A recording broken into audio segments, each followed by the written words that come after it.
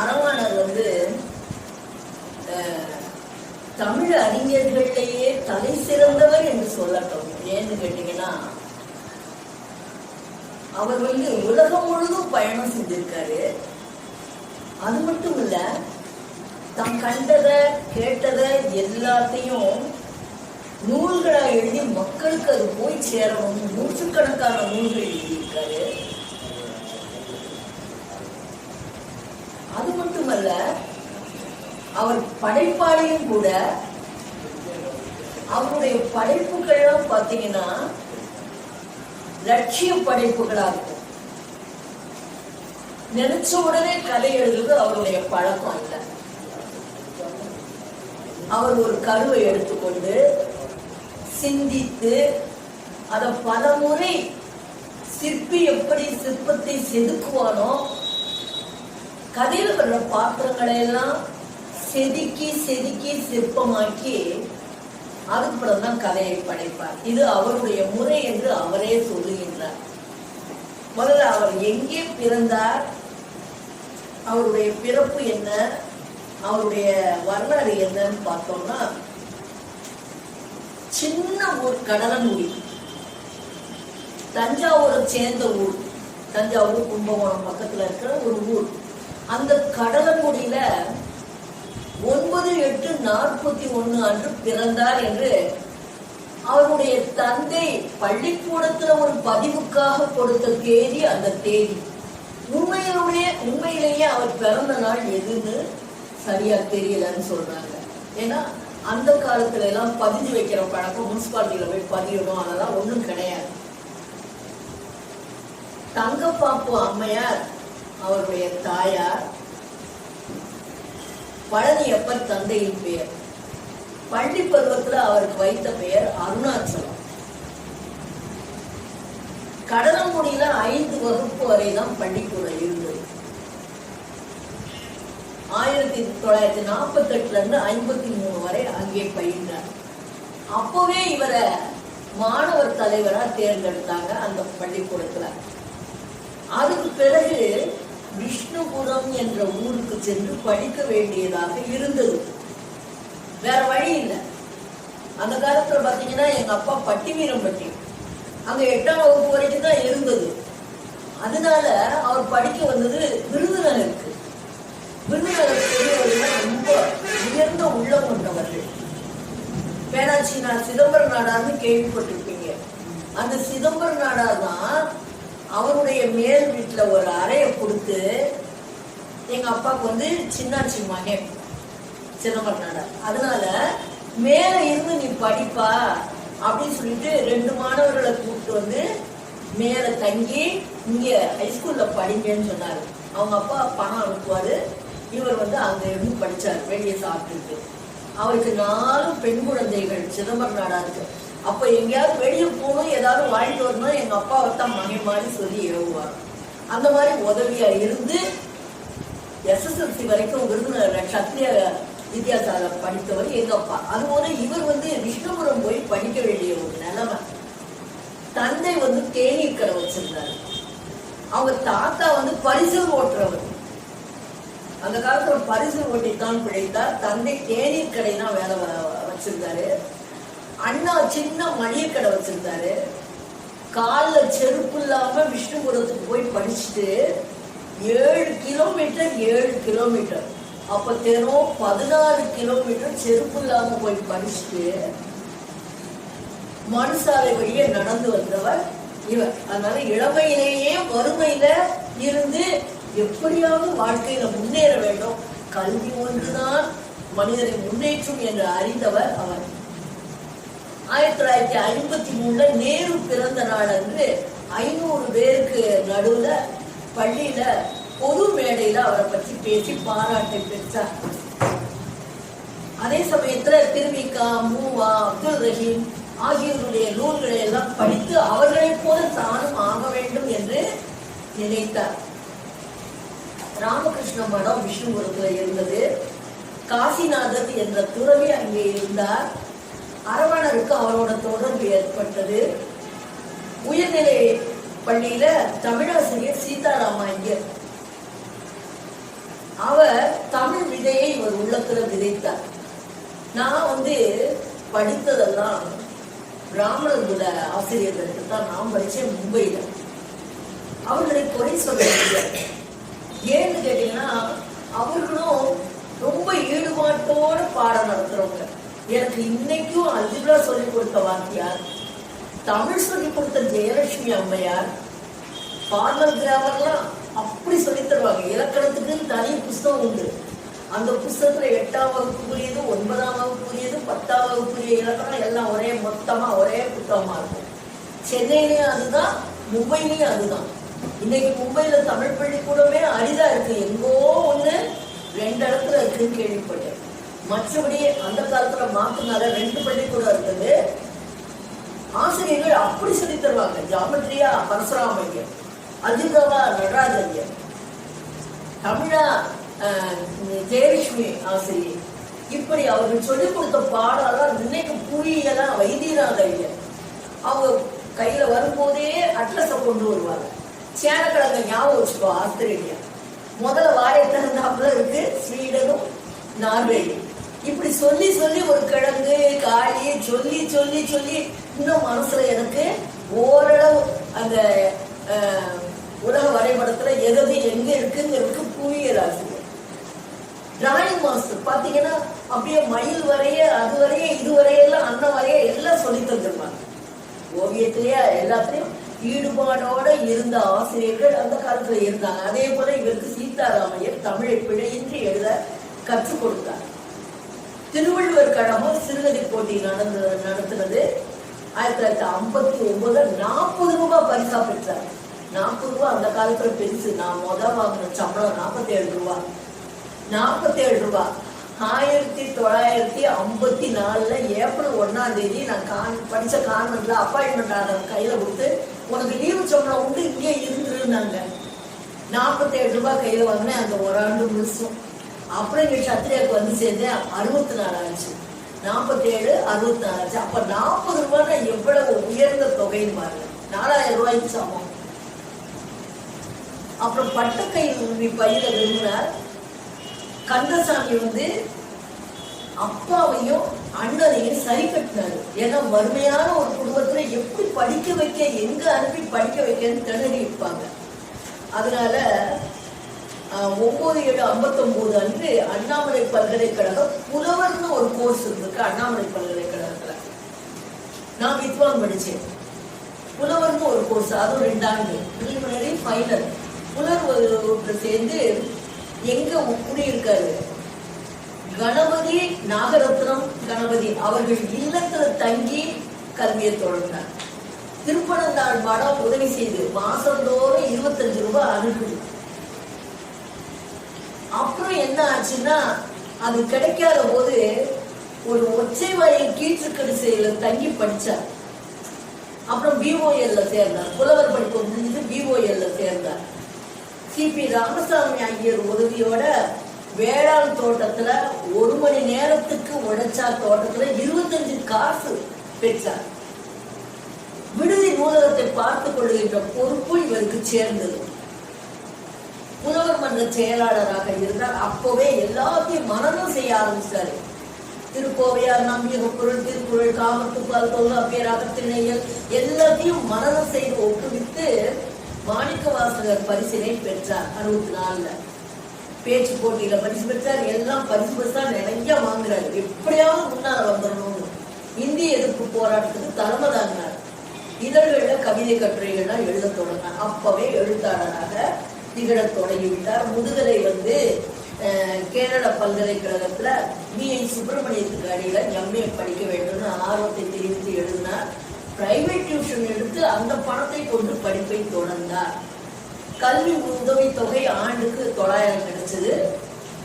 இப்படியாக அவருடைய வாழ்க்கையில கஷ்டப்பட்டு முன்னால தூய சவேலியர் கல்லூரியில டியூட்டர் வேலை தான் அவருக்கு முதல்ல கிடைச்சது பாளையங்கோட்டையில. அப்புறம் விரிவுரையாளராக ஆனார். அடுத்து திருமணம், தாயம்மாளோட திருமணம். தாயம்மாளுடைய தந்தை ஒரு தமிழ் பேராசிரியர். 21/4/69 அன்று நடைபெற்றது.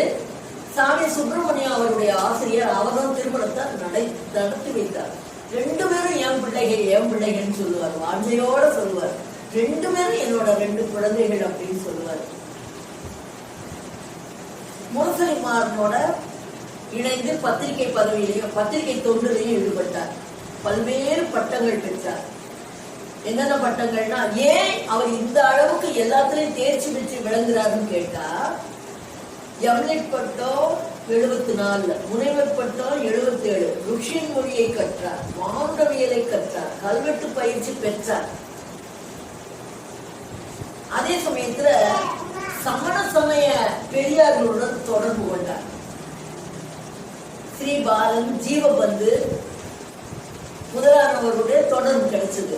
அதனால சைனரின் தமிழ் இலக்கண நன்கொடை என்ற நூலை 1975 பெற்றார். அது தமிழக அரசின் முதல் பரிசு பெற்றது. சைனர்களின் தமிழ் இலக்கண நன்கொடை. நான் அந்த நூலை பார்க்கிறேன். அம்மாவை பார்த்தா இருக்கான்னு கேட்டு வாங்கணும். ஏன்னா சமணர்கள் தமிழ் இலக்கணத்துக்கு செய்த கொடை ரொம்ப அரிய கொடை. பலர் உரை எழுதியிருக்காங்க, பலர் நூல்கள் எழுதியிருக்காங்க. நன்னூலார் பவனந்தி முனிவர் சமணர் தான். இப்படி அவர்கள் இலக்கணத்துக்கு செய்த கொடை, இலக்கியத்திற்கு செய்த கொடையெல்லாம் அளப்பரியது. இளங்கோவடிகள் சமணர், சிந்தாமணி சமண நூல். நான் கூட சொன்னேன், யாச்சு சொன்னேன், எப்போ பார்த்தேன். சமண அறிஞர் ஒருவர் அறம் டாக்டருடைய அரங்கத்துல மத நல்லிணக்க கூட்டம் நடந்தது. இஸ்லாமியரை கூப்பிட்டுருந்தாங்க, ஒரு இஸ்லாமியரை கூப்பிட்டுருந்தாங்க, ஒரு சமணரை ஜெயினை கூப்பிட்டுருந்தாங்க, ஒரு கிறிஸ்தவரை கூப்பிட்டுருந்தாங்க. இந்த மாதிரி எல்லாரையும் கூப்பிட்டு அவர்கள் சமயத்தை பற்றி சொல்ல சொன்னாங்க. அப்போ அவர் ஜெயின் மற்றபடி சமூக விஷயங்களை தான் சொன்னாரே தவிர அவருக்கு தமிழ் தெரியாதுல்ல. அப்ப நான் அவர்கிட்ட சொன்னேன், ஐயா உங்க சமணர்கள் எங்க தமிழுக்கு ரொம்ப செஞ்சிருக்காங்க, நீங்க உங்க கூட்டத்துல கூப்பிடுங்க. நான் தமிழுக்கு சமணர்கள் செய்த நன்கொடையெல்லாம் அவங்களுக்கு அது தேவையில்லை. ஏன்னா அவங்க எல்லாம் வியாபாரிகள், வியாபார ரீதியா நம்ம ஏதாவது பழப்பை ஏற்படுத்தி போட்டா உறவு கொள்ளுவார்களே தவிர தமிழை பத்தி நான் உங்க கூட்டத்துல பேசுறேன், நான் கூப்பிட மாட்டாங்க. நான் சொன்னேன், தமிழுக்கு நிறைய நீங்க செஞ்சிருக்கீங்க, நான் சொல்றேன் அப்படின்னு சொன்னேன். இஸ்லாமியர் என்ன தெரியுமா பேசினாரு, அவன் கண்ணுல கண்ணீர் வந்துருச்சு. நாடு இருக்கிற அவர நிலையில எத்தனை கோடி ஜனங்கள் பற்றி இருக்காங்க, எவ்வளவு பேர் வறுமை கோட்டுக்கு கீழே இருக்காங்க. இந்த நாடு சுதந்திரம் அடைந்து இந்த நிலையில இருக்கே, பொதுவா நாட்டு நிலையை பற்றி சொல்லி அழாத குறையா கண்ணீர் வந்துச்சு அவருக்கு. வயசு ஒரு 90 நெருங்கினவர், நடக்க கூட நடக்க முடியாம நடந்து வந்தார். ரொம்ப நல்லா இருக்கும். இப்போ நீங்க தாய்மொழி தினம் உங்க கல்லூரியில கொண்டாடுறீங்களா? கொண்டாடுங்க. ஆரம் எஸ்ஆர் நாயுடு காலேஜ்ல கொண்டாட வச்சாங்க. இந்த அரவணன் கூட்டம் ஆனாலும் எதுனா நம்ம கொஞ்சம் பேர் தான் அறம் நடத்தினா நான் கட்டாயம் ஏன்னு கேட்டீங்கன்னா, இந்த 21ஆம் தேதி நடத்தினாரு. எனக்கு நான் கலை இலக்கிய பரிமன்றத்துல மாநாட்டு குழுல உறுப்பினராக இருக்கிறதுனால, மாவட்ட குழு உறுப்பினராக இருக்கிறதுனால என்னை எல்லாத்துக்கும் ஆரம் கூப்பிட்டுருவாரு. எப்படி நடத்தினாங்கன்னு கேட்டீங்கன்னா, அறம் எங்கோ போயிருந்தாராம். தாய்மொழி தினம் கூட்டத்துல அவரவர் மொழி பற்றி பேசினாங்க. அப்போ என்ன செஞ்சாங்க, அந்த கல்லூரியில யாருக்கு ஹிந்தி தெரியும், யாருக்கு சமஸ்கிருதம் பேசுறாங்க, தெலுங்கு தெரியும், மலையாளம் தெரியும், பல மொழி பிள்ளைகளை வச்சே பேச வச்சுட்டாங்க. அருமையா இருந்தது. தாய்மொழி உருதுவா கொண்ட மாணவர்களும் அங்க இருக்காங்க, தாய்மொழி மலையாளி, தெலுங்கு, ஒவ்வொரு மாணவியும் அவரவர் மொழியை பற்றி பேசிட்டு போனாங்களா. ரொம்ப அருமையா இருந்தது. பாண்டுரங்கன்னு ஒரு நூலகர், மாவட்ட நூலகர், அவர் சிறப்புரை. அவர் கூட நேரம் இல்லை, அந்த அளவுக்கு மாணவிகள் பேசினாங்க. ஒரு பொண்ணு பாட்டு பாடினா, பாண்டுரங்கா பாண்டுரங்கா வாழ்க வாழ்க, தெலுங்குல பாடினா. வரவேற்பு சொல்ற பூங்கோதை அம்மா ஒரு வார்த்தையில சொல்லி என்னை வரவேற்றாங்க. அந்த பொண்ணு பாண்டுரங்கா பாண்டுரங்கா வா வான்னு என்னை ரொம்ப தரம் சொல்லி வரவேற்றாங்க, நன்றின்னு சொன்னாரு. அந்த மாதிரி அறம் டாக்டர் ரொம்ப நல்லா இந்த மாதிரி இதெல்லாம் செய்யறாரு. இவர் அந்த சைனத்துக்கு நன்கொடை, சைன நூல்களை பற்றி சைனரின் தமிழ் இலக்கண நன்கொடை என்ற நூலை 75 எழுதியிருக்காரு. பிற துறைகள்ல ஆர்வம் அதிகம். நாட்டுப்புறவியல், ஒப்பிலக்கியவியல், ஞானப்பிரகாச அடிகளாரோட ரொம்ப தொடர்பு. நீங்க கேள்விப்பட்டிருக்கீங்க, டிவி ஞானப்பிரகாசாவா இப்போ இல்லை, எனக்கெல்லாம் ரொம்ப உதவி செஞ்சிருக்காரு. என்னன்னா, என்னுடைய தேம்பாவணி நூலகத்துல எல்லாம் இருக்குமா, நீ வந்து எடுத்துக்கோன்னு சொல்லிட்டாரு. நான் மதுரை பூரா தேம்பாவணிய நூலகத்தை தேடி அலைஞ்சேன். இந்த அந்த காரவாசல் போற வழியில ஒரு ஸ்டாப்ல இறங்கி அந்த பக்கம் போனா கிறிஸ்டியன் இன்ஸ்டிடியூஷனா இருக்கும், அங்கதான் தேம்பாவணி நூலகம் இருக்கு. ஒவ்வொரு கட்டணம் தேவையில்லை. பிறகு ஃபாதரை சந்திச்சு கேட்டா அவர் சொல்றாரு, இல்லம்மா சென்ட் சேவியர்ஸ்ல நான் ஒண்ணு பேர் வச்சிருக்கேன், அங்க என் நூல்கள்லாம் இருக்கு, அங்க போய் பாருங்க. நான் இதழ்களை எல்லாம் சேர்த்து வச்சிருக்கேன், அங்க போய் பாருங்க. அதான் தேம்பாவணி நூலகம். எல்லா இதழ்களையும் ஒரு ரூம்ல போட்டு அடைச்சு வச்சு நீ அங்க போய் ரெஃபர் பண்ணிக்கோ, ஆண்டவரம் இருக்கு, கல்கி இருக்கு, குமுதம் இருக்கு, எல்லாம் இருக்குன்னு சொன்னாரு. அவரோட நல்ல தொடர்பு. செனகல் நாட்டுக்கு 5 ஆண்டுகள் படிக்க போனாரு, தக்கார் பல்கலைக்கழகத்துல. பிரெஞ்சு மொழி தெரிஞ்சுக்கணும், அதனால மானுடவியல் பிரெஞ்சு மொழி எல்லாம் கற்று தேர்ந்து மானுடவியல் ஆய்வு தான் இவருடைய ஆய்வு. தமிழ் ஆப்பிரிக்க ஒற்றுமை கூறுகளோ என்னவோ ஒரு தலைப்பு. அந்த தலைப்புல தான் திராவிட மொழிகள்லயும் அம்மன் வழிபாடு இருக்கு, நாக வழிபாடு இருக்கு, முன்னோர் வழிபாடு இருக்கு, அதே மாதிரி ஆப்பிரிக்க நாட்டுல இருக்குங்கிறத கண்டுபிடிச்சாரு. இப்படியாக தமிழ் துறை தலைவராக லயலா காலேஜில் உயர்ந்தார். அடுத்து பாண்டிச்சேரியில தமிழ்துறை தலைவராக இருந்தார். பிறகு பல விருதுகளும் பெற்றார்.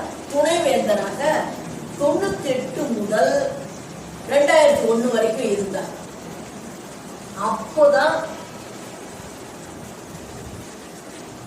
அப்பதான் எனக்கும் அவருக்குமான உறவு ஏற்பட்டது.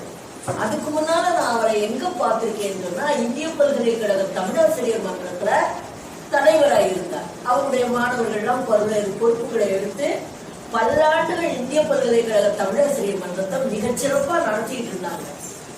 அதுக்கு பிறகு மதுரை காமராஜர் பல்கலைக்கழகத்துல மோகன், மணிவேல் இவர்கள் கைக்கு வந்துச்சு. நான் இதை ஏன் சொல்றேன்னா, அடுத்து தஞ்சை தமிழ் பல்கலைக்கழகத்துல திலகவதி தலைமையில வந்துச்சு.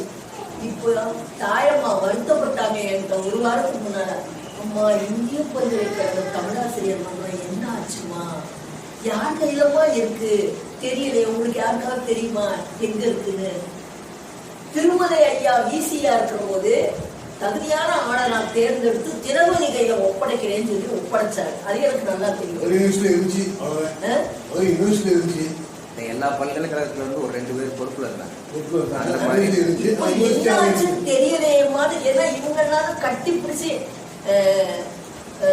சாதை இளந்திரையன், சாலினி இளந்திரையன், தமிழ்நல் இவர்கள்லாம் சேர்ந்துதான் பல்கலைக்கழக தமிழாசிரியர்களுக்கு ஒரு கழகம் வேணுமே சொல்லி ஏற்படுத்தினாங்க. நல்ல கருத்தரங்குகளை எல்லாம் அதன் மூலம் சாதிச்சாங்க. இப்ப என்ன ஆச்சுன்னு தெரியலையேமான்னு தாயமா போனமான எனக்கு எங்கம்மா போயிருக்கு தெரியுமான்னு கேட்டாங்க. அதான் நான் உங்களை கேட்கிறேன். ஏன்னா நான் ஓய்வு பெற்று இல்ல, இப்ப அவர் தலைமையில இருந்தா நல்லா நடக்கும். இல்ல, அவர் உலகத்தமிழ் பேரவையில் ஒண்ணு நடத்திட்டு இருக்காரு. ஒவ்வொரு செமினார் நடக்கும்போது ஒரு 4 பேர் வந்து சிற்பியை நான் இப்ப பார்த்தேன். சென்னை தமிழ் கருத்தரங்களை டிசம்பர் மாதம் பார்த்தேன். 17ஆம் தேதி அவர் தான் சென்னை தமிழ் கருத்தரங்க நடத்தினாரு. நல்ல ஒரு புறவதாரம் பிடிச்சிருக்காரு. ஒவ்வொருத்தர் கையிலையும் உள்ளூர்காரங்களுக்கு 15,000 பேசினவங்களுக்கு, வெளியூர்காரங்களுக்கு எல்லாம் 20,000 கொடுத்தாரு அந்த புறவலர்.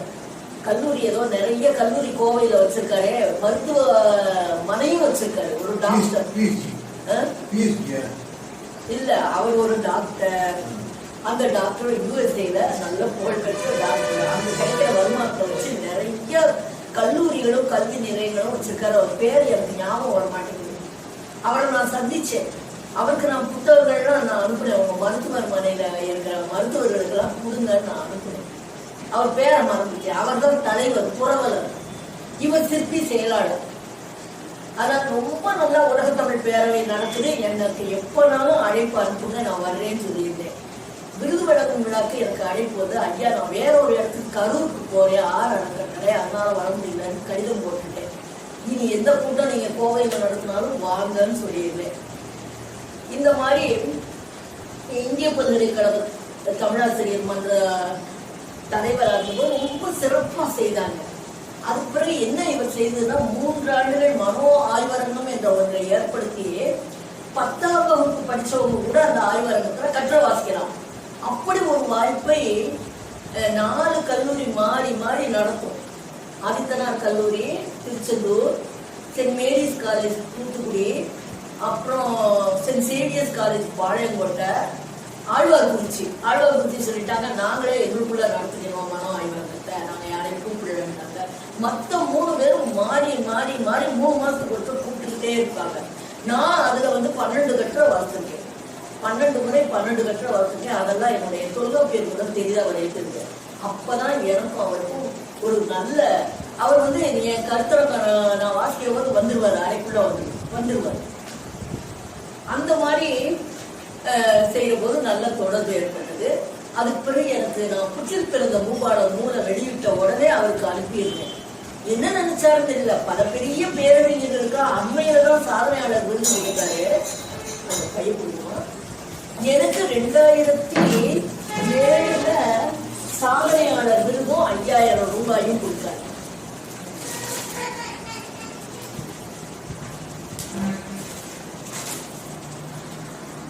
வீட்டுக்கு போறேன், தாயம்மாள் கேட்கிறாங்க, அம்மா உங்க நண்பர் போக விட்டுட்டீங்களம்மா சொல்லி அழுதாங்க. உங்க நண்பரை என்கிட்ட அவர் ரொம்ப பேச மாட்டாரு, ஆனா மனசுல வச்சிருந்திருக்காரு. என்னோட படைப்புல எல்லாம் அவ்வளவு ஈடுபாடோட இருந்திருக்காரு. இது கடைசியா அவர் எனக்கு எழுதின கடிதம் 29/6/18 கடிதம் எழுதியிருக்காரு. நான் என்ன செய்தேன், அவருக்கு Songs of Dawn Born in Cancer என்ற என்னுடைய ஆங்கில நூலையும் புற்றில் பிறந்த பூபாலத்தோட மொழிபெயர்ப்பு, அடுத்து style variations of Kannagi Silappathikaram ஜாதவ்பூர்ல படிச்ச கட்டுரையும் அவருக்கு அனுப்பியிருந்தேன்.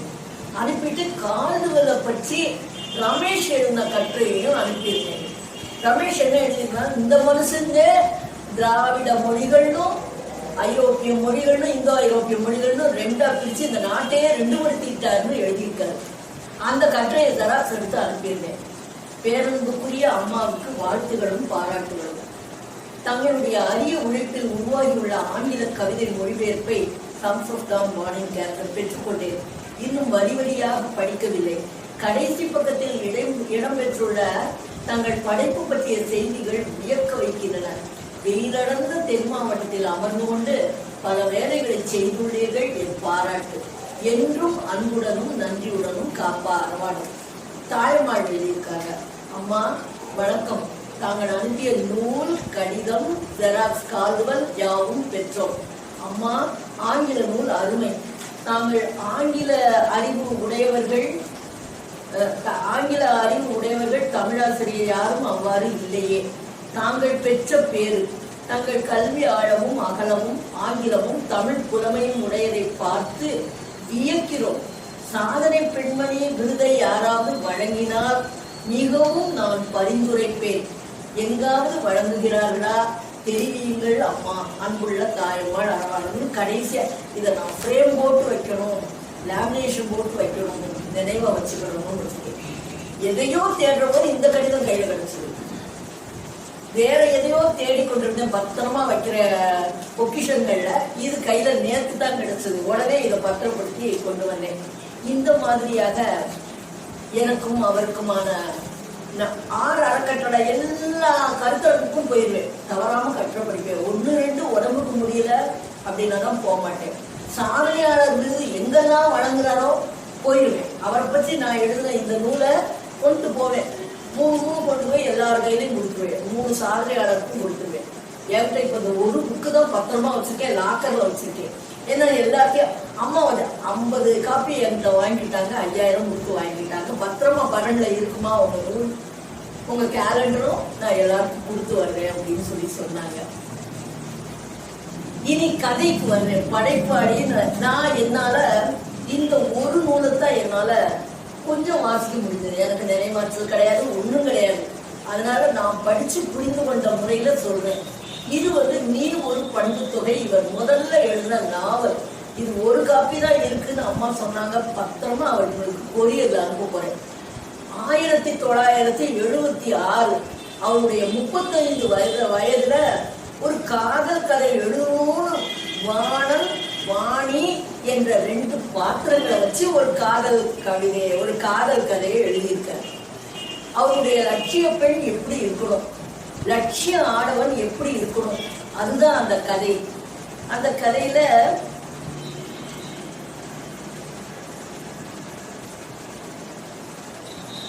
நீ ஒரு பண்பு தொகையில இந்த நூலுக்கு நான் தான் முன்னுரை கொடுத்துருக்கேன். அதை இப்பதான் பார்த்தேன். அவங்க இந்த நூலை நீயே வச்சுக்கோன்னு கொடுத்தாங்க தாயம்மாள் 18ஆம் தேதி ஜனவரி. அப்பதான் நான் பார்க்கிறேன் நான் தான் இந்த நூலுக்கு முன்னுரை எழுதியிருக்கேன். இது ஆதிபராசக்தி என்ற ஒரு மாணவி அவருடைய படைப்பிலக்கியங்கள் பற்றி எழுதின ஒரு PhD ஆய்வேடு, வளவன் தலைமையில எழுதின ஆய்வேடு. அதுல நீ ஒரு பண்பு தொகையை பற்றி சொல்றாங்க. காதல் உணர்வினை ஒவ்வொரு கதையிலும் ஒவ்வொரு முறையில் வெளிப்படுத்தியுள்ளார். நீ ஒரு பண்பு தொகை என்னும் நாவலில் காதலை உணர்வு பூர்வமாக வெளிப்படுத்தியுள்ளார். காதலர்களான வாணன் வாணி இருவருமே காதலை வெளிப்படுத்திக் கொள்ளும் முறை வித்தியாசமாக உள்ளது. வாணி தனது காதலை குறிப்பால் உணர்த்துகின்றார். வாணி அவருடைய மருமகள். வாணி அறிவழகன் தான் அவருடைய மருமகள். அப்படியே மருமகளை வடிச்ச மாதிரி இருக்கு.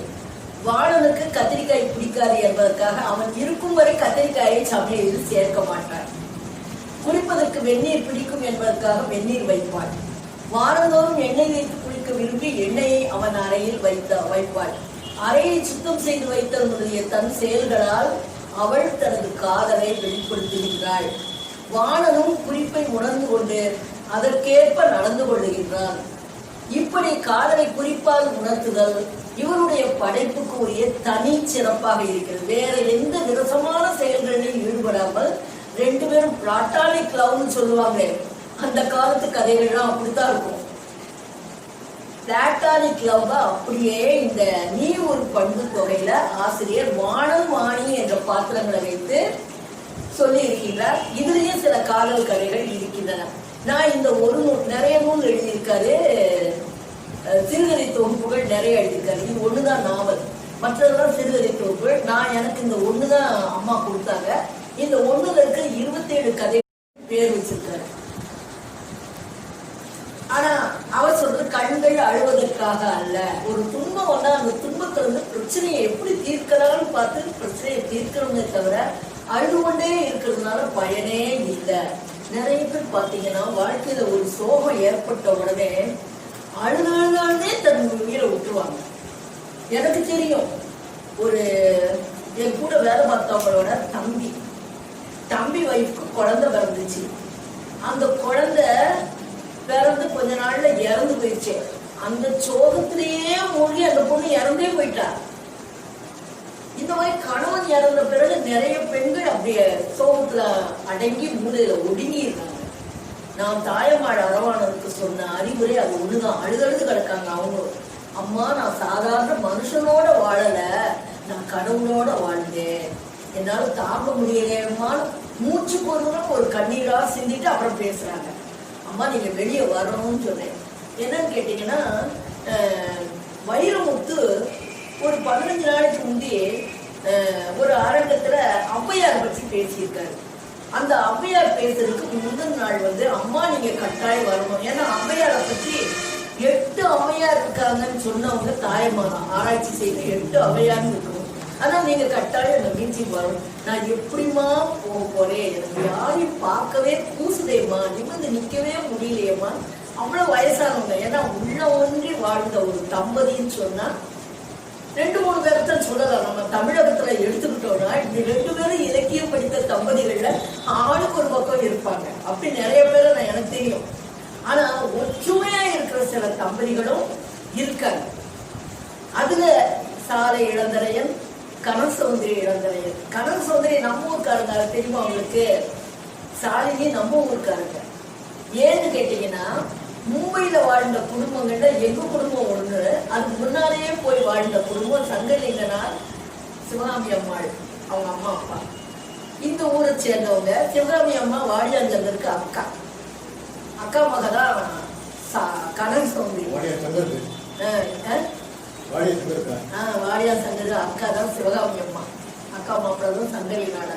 அவங்க குடும்பம் என்ன குடும்பம்னா அப்ப மும்பையில இருந்தோம். எனக்கு 4 வயசுக்கு மூத்தவங்க கனக சௌந்தரி. ஞான சௌந்தரி டாக்டர் கேள்விப்பட்டிருக்கீங்களா? சென்னையில வண்ணாரப்பேட்டையில அவங்க விருதுல இருக்காங்க. கனக சௌந்தரியோட அக்கா. அவங்க இப்ப மாத்திரத்துல செட்டில் ஆயிருக்காங்க. மகப்பேருன்னு ஒரு சிறந்த நூல் எழுதி அதுக்காக பரிசு பெற்றவங்க ஞான சௌந்தரி. நம்ம ஊருக்காரங்க தான் இவங்க 2 பேரும். சாலினி 2 பேரும். அதே போல சக்தி பெருமாள் சொல்விளங்கும் பெருமாள். சொல் இல்லைன்னா சக்தி இல்லைன்றுவாங்க. நிஜமாவே சொல்விளங்கும் பெருமாள் முதல்ல இறந்தாரு. அந்த துக்கத்திலேயே சோகத்திலேயே எங்கேயும் வெளியே வராம ஒரே ஒரு ஸ்பீச்சை நான் கேட்டேன். இதுல நியூ காலேஜ் ஹவுஸ்ல கேட்டேன். அப்ப வந்திருந்தாங்க. அது கூட நான் பார்க்கவே இல்லை. உள்ள உடஞ்சு போய் அப்படியே அந்த துக்கத்திலே இறந்துட்டாங்க சக்தி பெருமாள். அப்படியான தம்பதிகள் அரவாணனும் தாயம்மாள் அரவாணனும் அவருடைய வீட்டு பாத்திரங்களையே அப்படி சில பாத்திரம் படைப்பா வடிச்சிருப்பார். தாயம்மா வர்றாங்க. தாயம்மா ஒரு கதையில தாயம்மாங்கிற பேர்லயே வர்றாங்க. ஒவ்வொரு கதையா சொல்றேன். விதைச்சது விளையும். இந்த கதை என்னன்னா 30 ஆண்டு ஆசிரியர் பணி ஆற்றிய ஒருவருடைய சரிப்பு விரக்தி. நமக்கு கூட சில நேரம் ஐயா சொல்லுவாரு. ஆரம்பப்பட்டு மாணவர்கள் ஐயோ இந்த வாத்தியார் போகக்கூடாதுன்னு அழுகுறாங்களே. நம்ம மாணவர்கள் யாராவது வருத்தப்பட்டாங்களா? இந்த வாத்தியார் இல்ல. இந்த வாத்தியார் என்னன்னா விரல்தே சாப்பீஸ்ல எழுதி எழுதி எழுதி அழிச்சோம். எத்தனையோ பேருக்கு ஆயிரக்கணக்கான மாணவர்களுக்கு பாடம் நடத்தணும். இதெல்லாம் எத்தனை புஸ்தகங்களை படிச்சு படிச்சு படிச்சு குறிப்பெல்லாம் குப்பையா கிடக்கு வீட்டுல. என்ன பயந்து ஒரு நேரம் அவருக்கு விரக்தி வந்தது. அந்த ஆசிரியருக்கு பள்ளிக்கூடம் விட்டு வீட்டுக்கு வர்றாரு. மலையை சுமந்து வந்தது போல இருக்கு. தோலை விட்டு சுமையை இறக்குறது போல வீட்டுக்குள்ள வர்றாரு. செருப்பை கழட்டி வைக்கிறாரு. அந்த வர்ணனையெல்லாம் ரொம்ப நல்லா இருக்கும். அப்படியே நடத்தியது பூர்வமா நம்மளும் அந்த காட்சிகளை விஷுவலைஸ் பண்ணியிருப்பாரு. எல்லாத்தையும் காட்சிப்படுத்தி இருப்பாரு. தேவி என்று அழைத்த உடனே மனைவி தஞ்சாவூர் வட்டார டம்ளர் நிறைய டிகாக்ஷன் காப்பி கொண்டு தர்றாங்க. சொட்டு சொட்டா அருந்துறாரு. அப்படியே ருசிச்சு உள்ள போகுது. மனசெல்லாம் சுமை. எழுதி எழுதி விரல் தேஞ்சிச்சு. பேசி பேசி நாக்கு வறண்டுச்சு. இவ்வளவு வாசித்து இவ்வளவு குறிப்பிடுத்து என்ன பயன் என்று நினைத்த போது கை தானாகவே ஆற்று மணலை கை நிறைய அள்ளி அப்படியே விரல்களை விரித்து விட்டார் போல தொப்பென்று கரைந்து போயிட்டு. நிறைய ஓமை வரும். இதுவரைக்கும் எங்கும் படிக்காத ஓமையா இருக்கும். புது புது ஓமையா சொல்லியிருப்பாரு. பாடம் நடத்தும் போதே தன்னுடைய இதைத்தான் சொல்றார். கீதையிலிருந்து சொன்ன வரிகள், உபநிஷத்திலிருந்து சொன்ன உபதேசங்கள், பாகவத கதைகள், திருக்குறள் மேற்கோள்கள் மாணவனுடைய காதுகளை மட்டுமல்ல நெஞ்சிலையும் தங்கி இருக்கணுமே. ஆனா தங்களையே நாட்டுல எத்தனை கொள்ள ஆழ்கடத்தல், கற்பழிப்பு, லஞ்சம், ஊழல் என்றெல்லாம் செய்தி வருகிறது. கற்றதனால் ஆய பயன் என்போல் என்ற திருவள்ளுவர் கேள்வியை அடிக்கடி கேட்டுக்கொண்டே இருக்கின்றார். அவங்க அப்பா சொல்லுவாங்க, வெள்ளக்காரங்காலத்துல நல்லா இருந்துச்சு, ஒரு பெண்ணா போக போக பாரு தெரியும், போடா போ, உன் சுயராஜத்தின் அழகை நீ இன்னும் பார்க்க போகிறாய்ப்பா. இப்ப அப்படிதான் இருக்கு. வெள்ளக்காரங்காலத்துல எவ்வளவோ டிசிப்ளினோட நல்லா இருந்துச்சு. இப்ப எப்படி அவரை எப்படி போய்கொண்டு இருக்கு. அவன் அப்ப சொரன்னா இப்போ சொரன்றவங்க நிறைய பேர் ஆயிட்டாங்க. அவனாவது அப்போ சொரன்னா, இப்போ ஆளாளுக்கு எல்லாரையும் சுரண்டி கொண்டு இருக்கிறாரு. இப்போ இப்படி இருக்கிற போது மக கணினியில எதையோ தட்டி கொண்டு இருக்கிறாள். இணையத்துல என்ன பண்றதுன்னா, மாமாவோட நான் செய்தி பரிமாறி கொண்டு இருக்கிறேன். இவர் நல்ல சொல்ற, மெட்டீரியல் கல்ச்சர்ல உயர்ந்துட்டோம், ஆனா மென்டல் கல்ச்சர்ல உயர்லையே அப்படின்னு நினைச்சுக்கிட்டு இருக்கும் போது வாசல்ல யாரோ தட்டுற ஓசை கேக்குது. மனைவி யாருன்னு கேட்கிறாங்க. சாரை பார்க்கணுங்கிறது. சார் முன்னால நிக்கிறாங்க. இவர் பெண்ணுதான் இப்படிதான் இருக்கணும்னு நினைப்பாரு. சேர ஊட்டி இருக்கணும், நம்ம ஊர் ஜனங்கள் போல ரவிக்க போட்டுக்கணும். ஆனா ஜம்பர் ஜம்பர் ஜம்பர்னு வரும். ஏன் ஜம்பர் ஜம்பர் ஜம்பர்னா இந்த காலத்து பெண்களுக்கு புரியாது. அந்த பஃபு கையை அந்த கையை இந்த கையெல்லாம் வந்த நேரம் அப்போ பெண்கள்னா ஜம்பர்னா இது சாதாரண கை, பஃப் கை இல்லாம போடுறது ஜம்பர் கை. ஜம்பர் ஜம்பர்னு எல்லா இடத்துலயும் வரும். ஜம்பர் கை ரவிக்கை போட்டு வாடாமலை குங்குமத்தை விட மாட்டார். ஒரு கதை விடாம இந்த ஒட்டு போட்டு அவர் விரும்பவே இல்லை. வாடாமல்லி குங்குமம் வைக்கிறதுதான் பெண்ணுக்கு அழகு என்று நினைக்கிறவர். கதம்பொப்பு வைத்து லிப்ஸ்டிக் இல்லாத சிவந்த உதடுகளோட ஒரு வெள்ளைக்கார பெண்மணி அவன் அருகில நின்று கொண்டிருந்தார். ஒரு மாணவன் பார்க்க வந்திருக்கான், அடையாளமே தெரியல. சார், உங்ககிட்ட பாடம் படிச்ச கடலமுடி சிவராமன். கடலமுடி இவர் பிறந்த ஊரு, அதனால அந்த ஊர் பேர் வந்து. சிவராமன் யாரு? சுதேசமித்திரன் ஆசிரியர் சிவராமன். அவரோட இவருக்கு ரொம்ப நல்ல பழக்கம். அதனால ஒருவேளை அந்த பேரை வச்சிருப்பாரோன்னு எனக்கு தோணுது. நன்றி எரிதலை வந்து பாத்திர பெயர்களா வைத்திருப்பார். உடனே காஃபி பண்ணாமா வீணான்னு சொல்றாரு மகட்ட.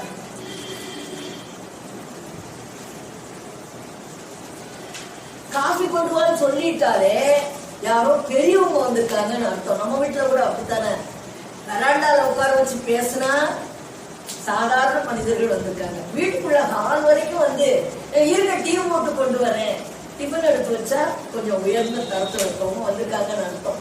உடனே இவர் என்னன்னா, ஒரு வெள்ளைக்கார பெண்மணி நம்ம உடையில வந்து நிக்கிறா, நம்ம நாட்டு உடையிலன்னு காஃபி கொண்டு வந்து விட்டு அப்புறம் நினைக்கிறாரு. அவர் சொல்றாரு, நான் அமெரிக்கால வேலை பார்த்தேன், உங்ககிட்ட படிச்சேன், நல்லா படிச்சேன், அதனால முன்னுக்கு வந்து அமெரிக்கால இருக்கேன். என் மனைவி இவதான் என் மனைவி.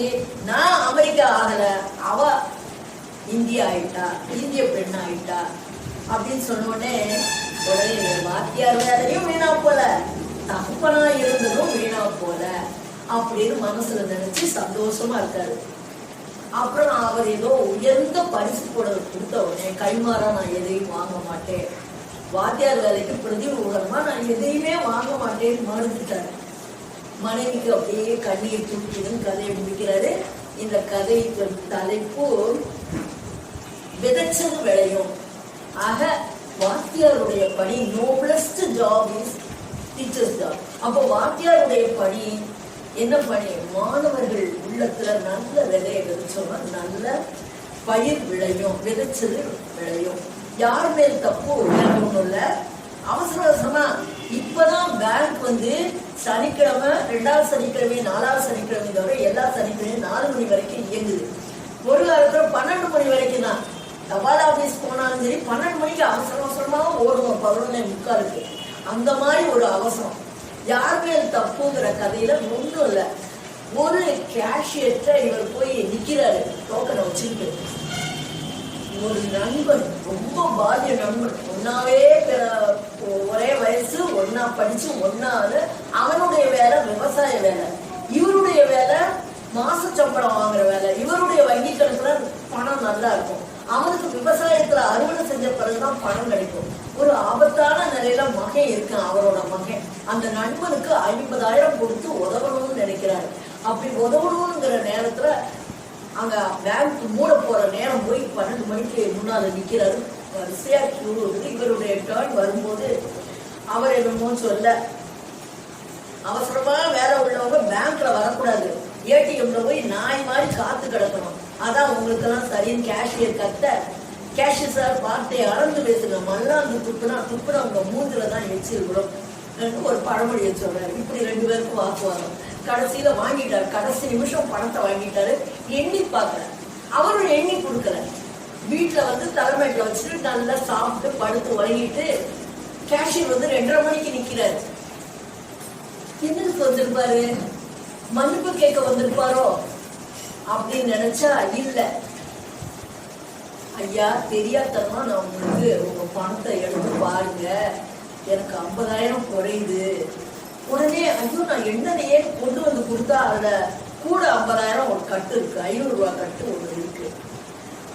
உடனே அவர் நன்றி சொல்லிட்டு போறாரு. நானும் சாரி சார்னு சொல்லிக்கிறாரு பௌரியமா. என்னத்தினால? அவசர உலகம், இந்த மாடர்ன் உலகம், நவீனத்துவம் வந்தது, மெஷின் வந்தது, எல்லாரும் எந்திரத்தனமா மாறிட்டோம். அவசரம், அவருக்கு அவசரம், இவருக்கும் அவசரம். அந்த அவசரத்துல ஏதாவது தப்பு நேர்ந்துடுது. யார் மேல் தப்பு? இதுதான் கதை. அதிகமா கொடுத்தத இவர் பத்திரமா வச்சிருந்தனால வந்து வாங்கிட்டு போயிட்டு நன்றி சொல்றாங்க ஒருத்தர் ஒருத்தர். பத்திரமாய் போய் வா அம்மா. ஒரு சம்பவத்தை சுற்றி இந்த கதை சுழலுது. என்ன கதைன்னு கேட்டீங்கன்னா, நம்மளாம் பார்த்துருப்போம், சென்னைக்கு அடிக்கடி போயிருக்கோம். மாம்பழம் தாண்டி, கோடம்பாக்கம் தாண்டி, லயலா தாண்டி, பிக்பாக்கெட்காரருடைய சேர்த்துப்பட்டு தாண்டி எக்மோர் வந்துருச்சு. எல்லாரும் இறங்குறதுக்கு எப்படி வரிசையா இடிச்சு பிடிச்சு நிக்கிறாங்கிறத அதையும் நல்ல வர்ணனையில சொல்லிட்டு இருக்காரு. எல்லாரும் ரயிலை விட்டு இறங்குற போது, ரயில் தான் அங்கதானே நிக்க போகுது, யாராவது பொறுமையா இருக்காங்களா, இடிச்சுக்கிட்டு பெட்டி படுத்தி வச்சுட்டு இடிச்சுக்கிட்டு நிற்பாங்க. அந்த காட்சியெல்லாம் சொல்லிட்டு, ஐயோ என் கைப்பைய காணலையேன்னு ஒரு அம்மா புலம்புது. அந்த அம்மாவோட வர்ணனை செக்கச்சவேல்னு லட்சுமிகரமா முடி நரைச்சிருந்தாலும் மூக்கும் மொழியுமா ஒளிரும் மூக்குத்தி ஜொலிக்கும் கம்மல், கழுத்தில் தங்க செயின், லட்சணமா ஒரிஜினல் குங்குமம் போட்டு.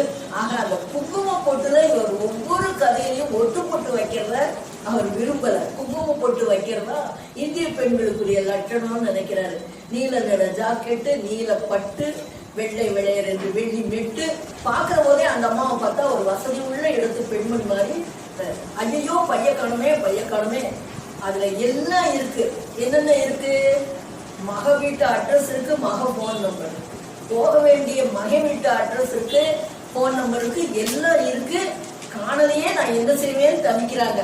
உடனே மக வந்து விட்டுட்டு சொல்லிட்டு போயிருக்கா, அம்மா அண்ணனுக்கு இந்த பலகாரம், அண்ணன் பிள்ளைகளுக்கு இந்த பலகாரம், பத்திரமா பைய வச்சுக்கோ அப்படின்னு சொல்லிட்டு போயிருக்காங்க. இந்த பாசம் எல்லாம் மேல்நாடுகள்ல பார்க்க முடியுமா அப்படின்னு ஒரு கேள்வியை இடையில கேட்டுக்கிறாரு. இந்த பாச பிணைப்பை எங்கேயும் பார்க்க முடியும்.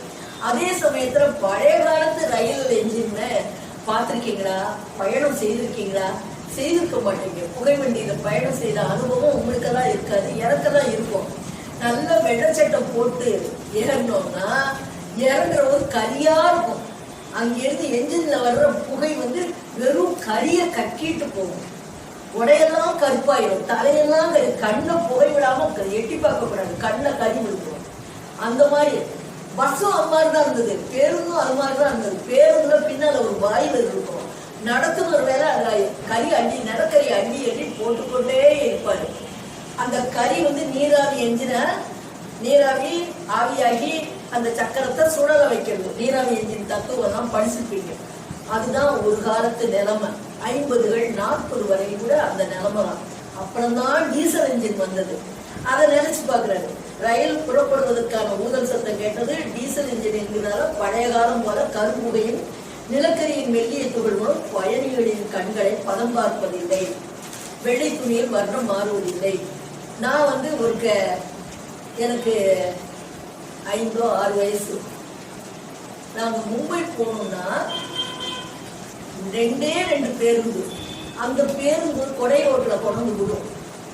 அதுல வந்து கறிதான். பாயில் கிட்ட யாரும் உட்கார மாட்டாங்க. சீட் எப்படி இருக்கணும், இப்படி ஒரு சீட்டு, இதுல ஒரு 10 பேர் அமர்னா, அதுல ஒரு 10 பேர் அமர்னா, இடையில ஒரு 10 பேர் அப்படி இருக்கும் சீட்டெல்லாம். இப்படி எந்த வரிசையில இருக்க. அப்படி வரும்போது சிறுக்குவார்பட்டி வந்தது. கறி தீர்ந்துச்சு. ட்ரெயினை பிடிக்கணும். ஒரு 7கோ 8கோ ட்ரெயின் கொடை ரோட்ல. கறி தீர்ந்துருச்சு. கையை விரிச்சுட்டாரு நடத்துனர். எல்லாரும் பக்கத்து ஊர்கள்ல பெரும் ஒரு பைதான் கையில சுமையை கொண்டு போயிட்டாங்க. சொந்தக்காரங்க வீடுகளுக்கு சிறுக்குவார்பட்டி வச்சுட்டு நடந்தே போயிட்டாங்க. எங்க குடும்பம் மட்டும் பஸ்ல ஒரு நாள் இரவு முழுசும் படுத்திருக்கோம். கையில கட்டுச்சோறு இருக்கு, புளியோதரை இருக்கு. அதனால அதை சாப்பிட்டு பயந்துக்கிட்டே எங்க அம்மா கழுத்து நிறைய செயின் போட்டுருப்பாங்க, கை நிறைய வளையல் போட்டிருப்பாங்க. எல்லாத்தையும் சிறுக்குவார்பட்டினா திருடங்களுக்கு பேர் போல உங்களுக்கு கேள்விப்பட்டிருக்கோம். பயந்துகிட்டே அன்றைக்கு இரவை கழிச்சுட்டு மறுநாள் சாயந்தரம் ட்ரெயினை பிடிச்சோம். இந்த காலத்துல உன் டிக்கெட் கேன்சல் ஆயிடுச்சுன்னு சொல்லிடுவாங்க. அந்த காலத்துல சொல்ல மாட்டாங்க. ஐயா ரயில தவற விட்டுட்டோம், இந்த பஸ் வந்து சேரலன்னு சொன்னா உடனே என்ன செய்வாங்க, ஸ்டேஷன் மாஸ்டர் கையெழுத்து போட்டு கொடுத்துருவாரு. கையெழுத்து போட்டு கொடுத்தா அந்த டிக்கெட் செல்லும். அப்படிதான் நாங்க போறது வழக்கம். அந்த நிகழ்வையும் கொண்டு வந்து இடையில சேர்த்துருக்காரு. தனக்கு தெரிஞ்சதெல்லாம் உள்ள சேர்த்துடணுங்கிறத சேர்த்திருக்காரு. உடனே நான் இருக்கேன், கொண்டு விடுறேன். எங்க இருக்கு உங்க வீடுதான்? என்னமோ கரன்னு சொல்லுவா. கரன்னு சொல்ற அமைச்சு கரையான உடனே ஆமான உடனே நான் கூட்டிட்டு போறேன், கார் வந்துருக்கு எனக்கு, அந்த கார்ல உட்கார்ந்து பத்திரமா கொண்டு போய் ஒரு பார்க் இருக்கும், ஏதோ அக்பர் நகரோ அசோக் நகரோ என்னமோ சொல்லுவா, தெரு பேரு அசோக் தெருவோ என்னமோ சொல்லுவானோட அந்த தெருவை தேடி அந்த பார்க் பக்கத்துல அந்த வீட்டுல கொண்டு போய் பத்திரமா விட்டுருவாரு. அதே சமயத்துல தவறுதலா பையன் எடுத்துட்டு போனவரு ஒரு ஆட்டோல அட்ரஸ பார்த்துட்டு அந்த வீட்டு வாசல்ல வந்து நிற்பாரு. முடிக்கிறவரு, தர்மராஜா உங்களுக்கு 1000 கும்பிடுங்க, நம்ம நாட்டுல நல்லவங்க இன்னும் இருக்காங்க என்று சொல்லி கும்பிட்டு விட்டு திரும்பி வந்து தன்னுடைய பையை திறந்து வரும்போது அதில் அந்த அம்மா வைத்திருந்த அத்தனை பொருட்களும் ரேகை மாறாமல் ஜொலித்தன. எதையுமே அவர் எடுக்கல, மாற்றி கொண்டு போயிட்டார் தவறுதலா. நான் கூட சிங்கப்பூர்ல இருந்து வரும்போது போலோங்கிற பெட்டி ஒண்ணு போல வாங்கியிருந்தோம் 2 பேரு. நான் என் பெட்டின்னு எடுக்கிறேன், இன்னொரு பொண்ணு அவன் பெட்டின்னு எடுக்கிறா, பேரை பாருங்க என் பேர் எழுதிட்டுன்னு சொன்னா. அதுக்கு பிறகு அந்த மாதிரி யாரோ ஒருத்தர் தவறுதலா எழுதுது. இதுல நிறைய கதையில விமான பயணம் பற்றி வரும். 5-6 கதைகள்ல விமான பயணம் பற்றி வருது. இந்த கதை பாசம் மெல்லெடுத்தா வல்லெடுத்தா என்னன்னு கேட்டா பிளாஷ்பேக்ல கதை சொல்றாரு. முதல்ல அந்த அம்மாவோட வளர்ச்சியை சொல்றாரு. வளர்ந்து பெரிய பெண்ணாகி அத்தை மகனுக்கே திருமணம் முடித்து அந்த பெண் இருக்கா. தான் மகனை பொத்தி பொத்தி வளர்க்கிறா. மகன் மேல ஒன்றிட்டா. கணவர் கூட அடுத்தபட்சம் தான். மகன் மேல ஒன்றிட்டதுனால மகன் திடீர்னு ஒரு பெண்ணை காலையில கல்யாணம் முடிச்சுட்டு இவ சுகமில்லாம படுத்து கிடக்கா. மகன் பிரிஞ்சு வர பிறகு வெளிநாட்டுக்கு வேலைக்கு போன பிறகு சுகமில்லாம படுத்துக்கிட்டு ஒரு செய்தி கேள்விப்படுறா, திருமணம் அவங்க முடிக்க போறாங்க. காலையில கோயில்ல கல்யாணம் பண்ணிட்டு அம்மா முன்னால வந்து நின்ன உடனே அவளுக்கு உயிர் போயிடுச்சு. அந்த மாதிரி ஒரு ஐடென்டிபிகேஷன் ஃப்ராய்ட் சொல்லுவார்.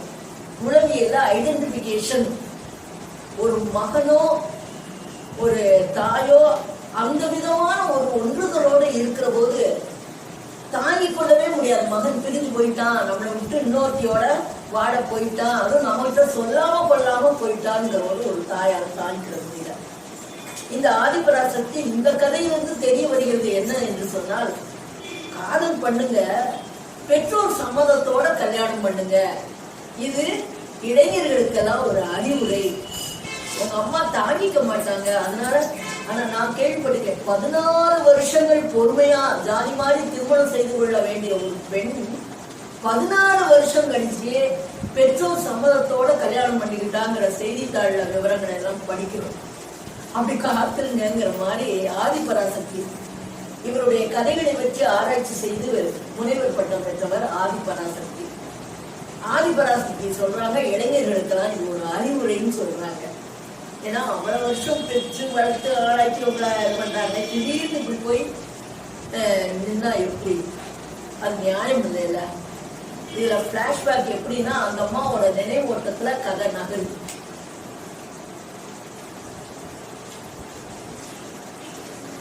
நான் படிச்ச கதைகள்ல அந்த நனவோடை உத்தியில சிறந்த கதையா நான் பாக்குறது லலிதாம்பிகை அந்தர்ஜனம் என்ற ஒரு மலையாள பெண்மணி எழுந்த அக்னிசாட்சிங்கிற ஒரு கதை. தமிழ்ல கூட அந்த மாதிரி ஒரு நனவோடை கதையில இது வரைக்கும் சிந்தாநதி கூட எனக்கு அந்த அளவுக்கு தோணல. ஆனா நனவோடையில எழுதின கதை சிற்பி முடிவெடுத்திருக்காரு அந்த கதைய. லலிதாம்பிகை அந்தர்ஜனம் காங்கிரஸ் கட்சியை சேர்ந்த ஒரு குடும்பம், நம்பூதிரி குடும்பம். அந்த நம்பூதிரி குடும்பத்து பெண், அவங்களும் காங்கிரஸ்ல ஈடுபாடு உள்ளவங்க. அவங்க எழுதியிருக்காங்க. அந்த கதை முழுக்க நாயர் குடும்பத்து நிகழ்வுகளும் நம்பூதிரி குடும்பத்து நிகழ்வுகளும் மாறி மாறி இடம் பண்ணும். நாயர் பெண்களை நம்பூதிரி ஆண்கள் வச்சிருப்பாங்க, ஆனா அவங்களுக்கு சொத்துல உரிமையே கிடையாது. என்னைக்கு நம்பூதிரி இறந்தாரோ நாயர் குடும்பத்து பெண் அவ வீட்டுக்கு போயிடும், தாய் வீட்டுக்கு போயிடும். இந்த உரிமையும் கிடையாது, கொண்டாட முடியாது. அப்படி ஒரு கதையை அந்தர்ஜனம் படிச்சிருக்காரு. எனக்கு தமிழ்ல இந்த மாதிரி ஒரு நினைவோட உத்தி அமைந்த கதை இதுவரைக்கும் நான் முடிக்கல. இந்தியனாக இரு, பி இந்தியன் என்று ஒரு கதை. இதுல தன் மகனுக்கு 7 வயதுல இவர் செனகல்ங்கிற நாட்டுல தக்காருங்கிற பல்கலைக்கழகத்துல படிக்க போயிட்டாரு. 5 ஆண்டு குடும்பத்தோட போறாரு. செங்கோர்ங்கிறது அந்த தலைவருடைய பேர், அந்த நாட்டு தலைவர் பேர் செங்கோர். அதனாலதான் அரவாணனுடைய மகள் பேர் அருட்செங்கோர். அவங்க ஒரு டாக்டர். அருட்செங்கோர் மக ஒரு டாக்டர். மகன் வந்து பள்ளியில ஆசிரியர். வீட்டையே கருத்தரங்க நடத்துற மாதிரி அறிவழகன் கட்டியிருக்காரு. அவங்க அந்த கருத்தரங்கத்தை இப்ப நடத்துறாங்களா என்னன்னு தெரியல. சனி எல்லாரும் இலக்கிய கூடிடுவாங்க அவங்க வீட்டுல. வினோத் வீட்டுல கூட்டுற மாதிரி அறிவழகன் வீட்டுல சனி கூடிடுவாங்க. அங்கதான் வச்சு லயலால ஒரு சாதனையாளர் விருது கொடுத்தாரு. அந்த லயலால விருது கொடுக்கிறவரு மனோன்மணி சுந்தரனார் பல்கலைக்கழகத்துல இருந்து ஒரு ஆங்கில பேராசிரியர் வந்திருந்தாரு. வந்த இடத்துல ஹார்ட் அட்டாக்ல இறந்துட்டாரு. லயலா காலேஜ்ல வந்து நுழையிறாரு, ஹார்ட் அட்டாக்ல இறந்துட்டாரு. அப்பதான் நான் இந்த நூல் வெளியிட்டேன். இந்த நூல் வெளியீட்டு விழாவின் போது அது நடந்தது. அதுல இருந்து அவரு வேற எங்கேயும் நடத்தாம வீட்டிலேயே கருத்தரங்கத்தை நடத்த ஆரம்பிச்சிட்டாரு. அடுத்த ஆண்டே தன் 7 வயது மகனுக்கு பிரான்ஸ் நாட்டுல பள்ளிக்கூடத்துல படிப்பு சொல்லித்தர இயலாமல் தவித்த தவிப்பு இந்த கதையில இருந்து வெளியாயி. முதல்ல அமெரிக்க பள்ளியில கொண்டு சேர்க்கிறாரு. அங்கேயும் ஒத்து வரல. அடுத்து பிரெஞ்சு சொல்லித்தர்ற பள்ளியிலையும் கொண்டு சேர்க்கிறாரு. அங்கேயும் சமாளிக்க முடியல. உங்க பையனுக்கு பிரெஞ்சு பேச வரல, ஒன்னும் அவனுக்கு புரியல, கூட்டிட்டு போங்கன்னு சொல்லிடுறாங்க. உடனே தாய்நாட்டிலேயே படிக்க வைப்போங்கிற முடிவுக்கு வந்துடுறாரு. அப்படி வந்து திரும்பி வரும்போது நடந்த நிகழ்வு தான் கதையில. என்னாச்சு? எல்லாம் திருடு போயிடுச்சு. ரிட்டர்ன் டிக்கெட், பணம் எல்லாமே திருடு போயிடுச்சு. வச்சிருந்த பையில. ஆகவே ஒண்ணுமில்லாத நிலையில வந்து இருக்கிற போது காணாம போனதெல்லாம் ஒரு ஆட்டோ டிரைவர் கொண்டு வந்து, நீங்க ராத்திரி ஆட்டோல ஏறினீங்களா, விட்டுட்டு வந்தீங்கன்னு சொல்லி கொண்டு வந்து கொடுக்குறாரு. அப்பதான் இவர் இந்தியனா பிறந்ததுக்கு பெருமைப்பட்டேன் அப்படின்னு சொன்னாரு. பின்னால ஒரு கதையில இந்தியனா பிறந்ததுக்கு வருத்தப்படுறேன்னு சொல்லுவாரு. ஏன்னா இந்தியாலதான் இப்படி நல்லவங்களும் இருக்காங்க, கெட்டவங்களும் இருக்காங்கிறதுக்கு சான்றா கதைகளை அமைச்சிருக்காரு. இங்க நல்லவரா அமைச்சிருக்காரு. அடுத்த கதையில உலகில் மிக மோசமான மிருகம் மனிதனே. இது ஒரு புனை கதை. எப்படின்னா, ஒரு ஏதோ ஒன்ன ரீடர்ஸ் டைஜஸ்ட்ல படிச்சுட்டு ஒரு பேட்டி, இன்டர்வியூ, ஸ்டீவ் இர்வின் ஒரு பேட்டி, அதை ஒட்டி ஒரு கதை எழுதுறாரு. சுயமா புனைவு. எப்படின்னா, 4 பேர் எங்க போனாலும் சேர்ந்தே இருப்பாங்க. காட்டுக்கு போனாலும் சரி, அருவியில குளிச்சாலும் சரி, எங்க போனாலும் சரி சேர்ந்தே காட்டை பூரா அழிஞ்சு செய்வாங்க. இப்படி இருக்கிற போது என்ன ஆகுது? திடீர்னு ஒரு ஆசை ஒருத்தனுக்கு வருது. அந்த சிங்கம் வர, அந்த சிங்கத்தை போய் தொட்டுட்டு வந்தா என்ன அப்படின்னு ஒரு ஆசை. நிஜமாவே போய் தொட்டுட்டு திரும்புறதா கதை. சிங்கம் ஒண்ணுமே செய்யலையா, பாச உணர்வெல்லாம் கண்ணை தேக்கிட்டு இவங்களுக்கு தெரியாம மெதுவா மரத்தை விட்டு இறங்கி போய் சிங்கத்தை தொட்டு விட்டு திரும்பி பத்திரமா வந்து மரத்துல ஏறிக்கிறான். கடைசியில ஆசிரியர் சொல்றது, ஆசிரியர் கூட்டா, உலகத்தில் மிக கொடூரமான மிருகம் சிங்கம் அல்ல, மனிதன் தான் முடிக்கிறார். சிங்கம் கூட நல்லதுதான். மனுஷன் அன்பை தேக்கிட்டு போனா ஒண்ணுமே செய்யல, மறுபடி கொடுக்குறாங்க. மறுபடி கொடுத்துட்டு வந்தான். கதை முடிக்கிற ஆசிரியர் கூற்று, உலகத்தில் மிக கொடூரமான மிருகம் சிங்கம் அல்ல, மனிதனே. ஏர் பிரான்ஸும் கிளியோபாத்ராவும் இதுலயும் விமான பயணம் தான். விமான பயணம் அங்கே சிலர் போயிருக்கலாம், போகாமலும் இருக்கலாம். கட்டாய வாழ்க்கையில போயிட்டு வந்துருங்க. இங்க இருந்து சென்னைக்கு 4 பேர் வந்திருந்தாங்க. நான் ஒரு நடர் மென்ஷன்ல தங்கி போய், எங்கம்மா எப்போ வந்தீங்க, ட்ரெயின் நேரம் கிடையாதேன்னு. இல்லம்மா, விமான பயணம், பிபி காலேஜ் சேர்ந்த 4 ஆசிரியர்கள் விமான பயணம் எப்படி இருக்குன்னு தெரிஞ்சுக்கிறதுக்காக 1500 ரூபா தான் விமான டிக்கெட். உடனே நாங்க மதுரை டு மெட்ராஸ் 1500 தான். நாங்க ஒரு பயணம் எப்படி இருக்குன்னு தெரிஞ்சுக்கிறதுக்காக வந்தோம் அப்படின்னு சொல்லிட்டு வந்தாங்க.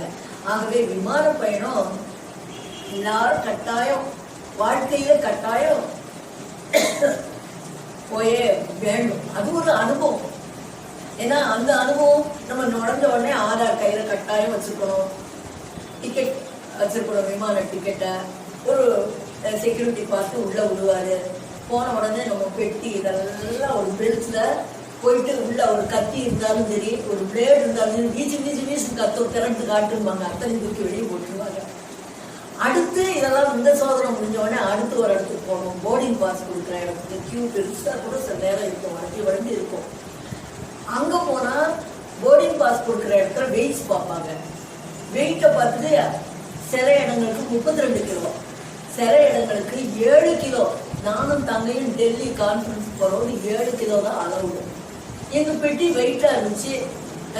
போய் 400 ரூபாய்க்கு ஒரு சீட்டை கட்டி உங்க இதா நிறுத்து சீட்டை கட்டி அதோட ரசீதோட வாங்கினாங்க. பக்கத்து அறைக்கு போய் அதிகமா இருக்கிற வெயிட்டுக்கு பணம் கட்டிட்டு வந்து காட்டணும்னா உள்ள விட்டுறாங்க. அப்புறம் அந்த பெட்டி கன்வேயர் பெல்ட்ல போயிடும், எங்கேயோ போயிடும்.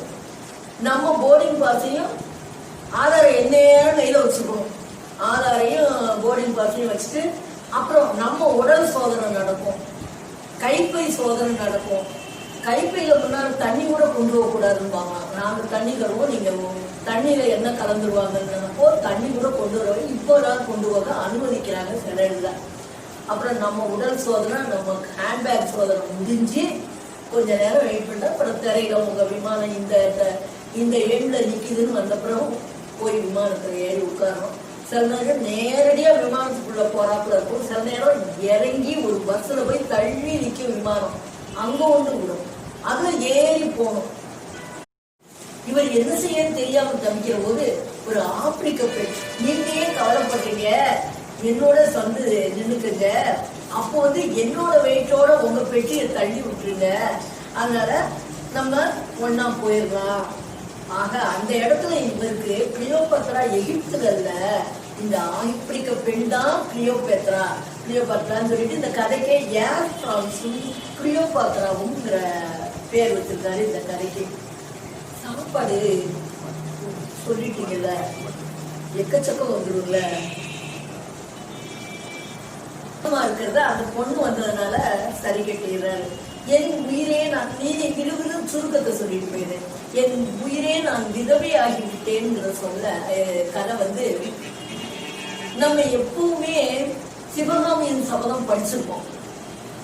சிவகாமி என்ன செய்யறா, உயிரை விடுறா.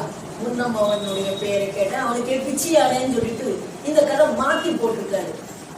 சிவகாமிக்காக ஒருவன் உயிரை விட தயார், அவன் உயிரை விட்டுட்டா, சிவகாமி இறந்துட்டா. இவனால இருக்க முடியல, எனக்கு இந்த நாடு வேண்டாம், இந்த ஊர் வேண்டாம், இந்த உறவு வேண்டாம், நான் விதவையாகி விட்டேன். சிவகாமியின் நினைவிலே இருந்து அங்கேயே மறித்து போவேன். அமெரிக்கா போயிட்டாரு, இடையில சிவகாமியை புரிந்து அவளுக்கு விரும்பாத மனத்தை செஞ்சு வச்சிடுறாங்க. அவ எப்படி இறந்தாங்கிறது கதையில வரல. தற்கொலை பண்ணிக்கிட்டாளா, எப்படி தற்கொலை பண்ணா கதையில வரல. திரும்பி ஓடி ஓடி பரிசுகளோட ஓடி வந்தவருக்கு ஒரு போட்டோ தான், புகைப்படம் தான் இருக்கு. என்னன்னு கேட்டா அவன் இறந்து 2 மாசம் ஆச்சுன்னு சொல்றாங்க. இவரால வளர்த்து கொண்ட காதலை மறக்க முடியல, சிவகாமியும் மறக்க முடியல. அதனால நான் இனிமே இந்த நாட்டுக்கு வரப்போறதில்ல, எனக்கு இந்த நாடும் வேண்டாம், ஊரும் வேண்டாம், உறவும் வேண்டாம், நான் விதவையாகி விட்டேன். ஆண்களை யாருமே விதவைங்கிற சொல்லால குறிப்பிடுறதே கிடையாது. அதனால இங்கே இவர் இந்த புதுசா இந்த பதத்தை பயன்படுத்தி இருக்காரு, நான் விதவையாகி விட்டேன். ஏன்னா பெண்கள் இறந்து விட்டா ஆண்கள் மறுமணம் செய்து கொள்வது உண்டு. ஆனா ஆண்கள் இந்த ஒரு புதுமாதிய லட்சிய ஒரு ஆணை இவர் படைத்து காட்டுறாரு. அவளுக்காகவே நான் என் உயிரை விடுவேன், இனி நான் திருமணம் செய்து கொள்ள மாட்டேங்கிற மாதிரி ஒரு பதத்தை கையாடுறாரு. மன்னிக்க தகுமோ,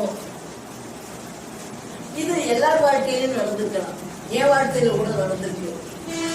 நமக்கு பிடிக்காதவங்க எப்பாவது ஏதாவது யாருமே, பொதுவா எல்லாரையும் விரும்புறோம், எல்லாரோடையும் உறவு பாராட்டுறோம். ஆனா நம்ம வாழ்க்கையில எங்காவது கசப்பான ஒரு நிகழ்ச்சி நடந்தா அவர்களை ரொம்ப வெறுக்கிறது உண்டு. அந்த மாதிரி வெறுக்கிற வீட்டுல ஒரு நல்லது நடந்தாலும் போறதுன்னா, தீயது நடந்தாலும் போறதே இல்லை. நான் போக மாட்டேன், முடியாது, எங்க அம்மா என்னை போக சொன்னாங்க. எதிரில் ஒரு வீடு தள்ளி ஒரு இறப்பு நிகழ்ந்ததாண்டா, இறந்து போயிட்டாரு. போய் அந்த மனைவிட்ட கேட்டு வான்னு சொன்னாங்க. எங்க அம்மா போய் கேட்டு வந்துட்டாங்க, லிஸ்ட் கேட்டு வந்துட்டாங்க. நான் போகவே முடியாதுன்ட்டு. என் மனசுல அந்த அளவுக்கு கசப்பு உணர்ச்சி மிகுந்து இருந்தது. அதுதான் இந்த கதை. ஏன்னா இவருடைய சஸ்பெண்ட் ஆயிட்டாரு. 6 மாசம் சஸ்பெண்ட் பண்ணி வச்சிடறாங்க. எதுக்காகனா இது மொட்டைக்காயில எழுதி போட்டிருக்காரு அந்த மனுஷன், இறந்து போன மனுஷன். எமர்ஜென்சி காலத்துல டெல்லி ஓமா மேத்தாவுக்கு இவன் தமிழ் வெறியன், டெல்லியை வெறுப்பவன், எமர்ஜென்சியை கண்டிக்கிறவன் அப்படின்னு சொல்லிட்டு மொட்டைக்காய்ச்சல் எழுதி போட்டவர் இவரு. அது மட்டும் இல்ல, பிரபாகரன், ஈழத்து பிரபாகரன் இறந்த அன்னைக்கு பட்டாசு போட்டு கொளுத்துனாராம் அந்த மனுஷன். இப்படி அதனால எனக்கு வெறுப்பு, போகவே இஷ்டம் இல்ல. அப்பா என்ன சொல்றாரு, நாகலிங்கம், பேர் நாகலிங்கம், நாகலிங்கம் வஞ்சகம் வினயம் நிறைஞ்சவன். அப்பா சொல்றாரு, போய் அந்த அம்மா நல்ல அம்மா, அவனை பெத்த அம்மா நல்லா போய் கேட்டு அப்பா, ஒண்ணு கெட்டு போயிடாது என்று சொல்றாரு. போறாரு. அப்பா சொல்ல மறுக்க முடியாம போறாரு.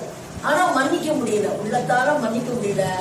கடைசியில சொல்றாரு, எல்லாரும் சொல்லுவாங்க சுடுகாடு வரை எத்தனை பேர் போறாங்களோ அவ்வளவு நல்லவர். நிறைய பேர் போனா ரொம்ப நல்லவர். ஆனா பாரதி கூட 10 பேர் தான் போனாங்க. வரலாறு நான் கேள்விப்பட்டேன். இன்பமணி சாரோட மனைவி இறந்த அன்னைக்கு ஊரே திரண்டு போச்சுன்னு நான் கேள்விப்பட்டேன். ஏன்னா அவர் அத்தனை பேருக்கு, இன்பமணி சார் தெரியும்ல, இன்பமணி சார் அத்தனை பேரையும் டாக்டர் ஆக்கியிருக்காரு, மருத்துவர் ஆக்கியிருக்காரு. இலவசமா பாடம் சொல்லி தர்றாரு. என் பேத்தி கூட அப்பப்போ போய் கேட்டு வந்தார், மருத்துவ படிப்புக்கு இடம் கிடைக்கணுங்கிறதுக்காக. இன்னமும் டான்ரெக்டா மலர் வருது. ஒவ்வொரு மாசமும் 4000 அல்லது 5000 ஒவ்வொரு பள்ளிக்கூடமா தேர்ந்தெடுத்து ஏழை மாணவர்களுக்கு யூனிஃபார்ம் வழங்குறாங்க. ஒவ்வொரு டான்ரெக்டா மலர்களையும் நீங்க பார்த்திருப்பீங்க படத்தோட.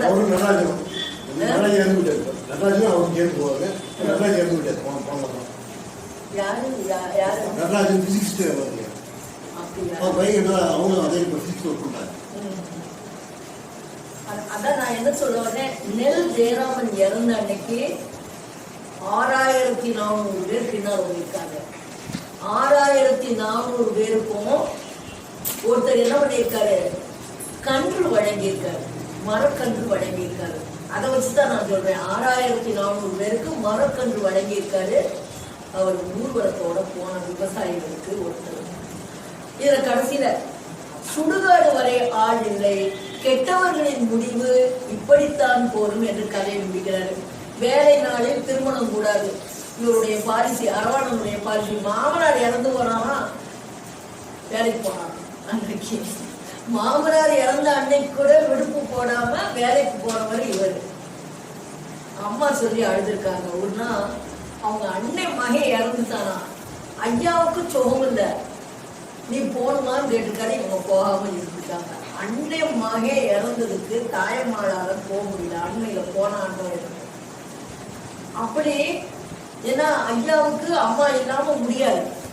அந்த மாதிரி 2 பேருமே எதை தள்ளி போடுவாங்கன்னா லீவ் போடுறத போடவே மாட்டாங்க. அப்படி ஒரு கதை. ஃபாரின்ல ஒரு அம்மா, பிரான்ஸ்ல வேலை பார்க்குற அம்மா, கல்யாணம், யாருக்கு கல்யாணம், மகனுக்கு கல்யாணம். அந்த மகனுக்கே திருமணத்துக்கு போகாம ஒத்தி வச்சிருக்கு. ஏன்னா விடுப்பெடுக்கணும், விடுப்பெடுக்க முடியாம திருமணத்துக்கு போகலன்னு கதை முடியும். கழ்வனை கொள்ளுதல் கடுங்கோல் அன்று.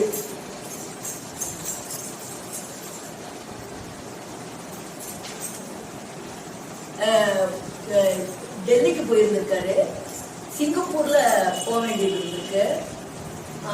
டெல்லியா போனவான்னு தெரியல.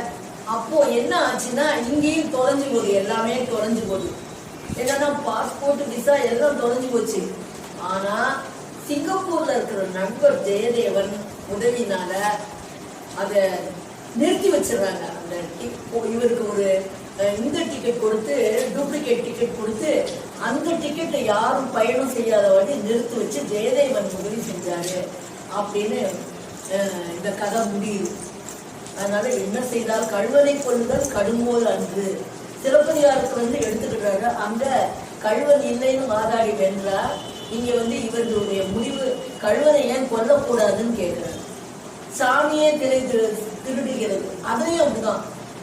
கைப்பையில வச்சிருந்த பணம் எல்லாம் இது விமான நிலையத்துல சோதனைக்காக போய் வர்ற போது அங்க இருந்து செக்யூரிட்டியே பணத்தை பூரா எடுத்துக்கிட்டான். இந்திய பணத்தையும் எடுத்துக்கிட்டான், ஃபாரின் கரன்சியும் எடுத்துக்கிட்டான். நம்ம வெளிநாட்டுக்கு போறது ஃபாரின் கரன்சியா மாத்தணும். பிரான்ஸ்க்கு போறோம்னா பிரான்ஸ்ல உள்ள நாணயமா மாத்தணும். அமெரிக்கா போறோம்னா டாலரா மாத்தணும். சிங்கப்பூர்ல டாலர் சேரணும். நான் அழகேந்திரா பைனான்ஸ் கம்பெனியில அதெல்லாம் செய்து தர்றாங்க. கமிஷன் கொஞ்சம் எடுத்துக்கிட்டு நம்ம 50,000 கொண்டு கொடுத்தோம்னா 50,000 அமெரிக்கன் டாலரா கொடுத்துட்றாங்க. அதை வச்சு நம்ம போற நாட்டுல ஏத்துக்கிறாங்க. அமெரிக்கன் டாலரை நிறைய நாட்டுல ஏத்துக்கிறாங்க. அந்த மாதிரி எல்லாமே பறிபோனது அப்படின்னு சொல்லிட்டு வருகிறாரு. அழகோ அழகுங்கிற கதையில நம்பி ஏறக்குறைய அரவாணன் பாத்திரம் தான் நம்பி வீடு அவ்வளவு அழகான வீடு, இயற்கை வர்ணனை. அவரோட நம்பி வீட்டுக்கு போற பெண் பொன்னி எப்படி சிலப்பதிகாரத்துல இருக்கிற மணிமேகலையில வர்ற மணிமேகலை பாத்திரத்த மாதிரியே சொல்லிட்டு ஆடவர் கண்டால் அகரகம் உண்டோ பேடியரன்றோ பெச்சிடின்னு நின்றுடு. அவளை பார்க்காம போயிட்டா பேடின்னு சொல்லுவாங்க. அந்த மாதிரி ஒரு அழகுள்ள பெண் எங்க ஊர் மணிமேகலை பொன்னி என்று மணிமேகலை காவியத்துல ஒரு வரி எடுத்து சொல்றாரு. இந்த பொன்னி என்ன சிவா எதிர்த்த வீடு நம்பி வீட்டுக்கு போய் போய் போய் போய் அங்க இருக்கிற அவ மகளோடையும் மகன்கிட்டையும் பேசிட்டு வருவா. திடீர்னு மின்சாரம் நின்று போறவனே இந்த அப்பா பொன்னியோட அப்பாக்கு கவலை. எதிர் வீட்டுக்கு போயிருக்காரு, மின்சாரம் நின்று போச்சு, என்ன ஆயிருமோ ஏது ஆயிருமோ, நீ போய் உங்க மகளை கூட்டிட்டு வாங்குறாரு. அந்த அம்மா ஒன்னும் நடக்காதுங்க, நான் போய் கூட்டு வரேன்னு போறான். அங்க அந்த நம்பியோட மகன் மாமா வாங்க வீட்டுக்குள்ள. இவருக்கு பயம், மகன் வீட்டுக்குள்ள இருப்பானே, நம்ம மகன் வயசுக்கு வந்த பொண்ணே இருட்டுக்குள்ள என்ன நடந்துருவேன்னு பயந்து போனா கில்டி கான்சியஸ் ஊத்துது. அந்த மகன் வாசல மாமா வாங்க நான் வெளியே போயிட்டு இப்பதான் வர்றேங்க. ஒரு தந்தையினுடைய ஒரு மனநிலை. அழகான பொண்ணு எதிர்த்த வீட்டுக்கு போயிட்டு போயிட்டு பேசிட்டு வாரா. அங்க ஒரு பையன் இருக்கான், என்ன நடந்துமோ இருட்டுக்குள்ள மின்சாரம் போன உடனே ஒரு தந்தைக்கே உரிய ஒரு கவலையில இந்த கடைசியில அப்பாவுக்கு இன்னும் நெஞ்சு வலித்தது, கில்டி கான்சியஸ்னஸ். ஆக அப்பப்போ உளவியல் பற்றி பேசுறாரு. இன்னும் ஒரு 5-6 கதை. அம்மா வேலைக்கு போகிற, இருவழி சுமையினால வருகிற பெண்ணுக்கு வேலை மாற்றல் வருது, வேலையவே விட்டுறாங்கிறது. அம்மா வேலைக்கு போகல.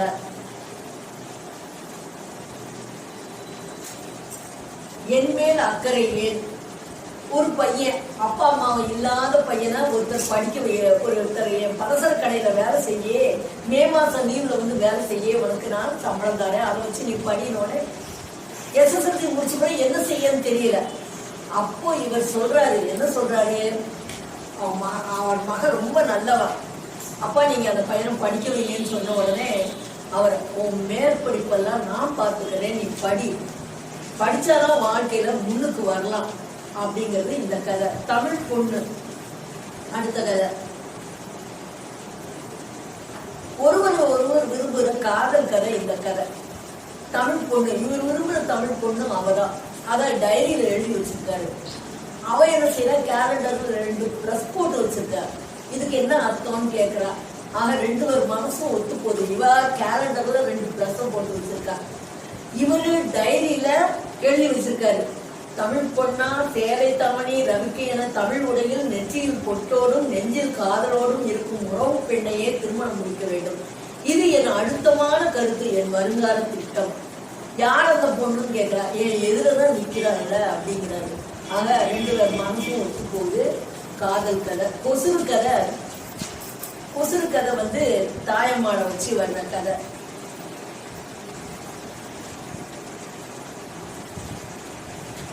நாயரும் வர்றாரு இந்த கதையில, நாடாரும் வர்றாரு இந்த கதையில. நாயரை எப்படி காட்டுறாருன்னா, மலையாளி நாயர். அவர் என்ன செய்யறாரு, நாங்கெல்லாம் நல்லா குளிச்சு நீட்டா இருப்போம், தாயம்மா என்ன செய்வாங்க, 2 கார் நிக்குது, ஆனா காய்கறி வாங்க தாயம்மா தான் போவாங்களாம். இவருடைய மனைவியை தான் அப்படி சொல்றாப்ப இந்த கதையில தாயம்மா மனைவியா வச்சிருக்காரு. டீக்கடைக்காரன் ஒன்னா கேவலமா பேசிட்டான். நீங்கெல்லாம் குடிக்க மாட்டீங்க, நாங்கெல்லாம் குடிச்சு நீட்டா இருப்போம் அப்படின்னு பேசினோடனே நமக்கு கோபமா வந்துருச்சு.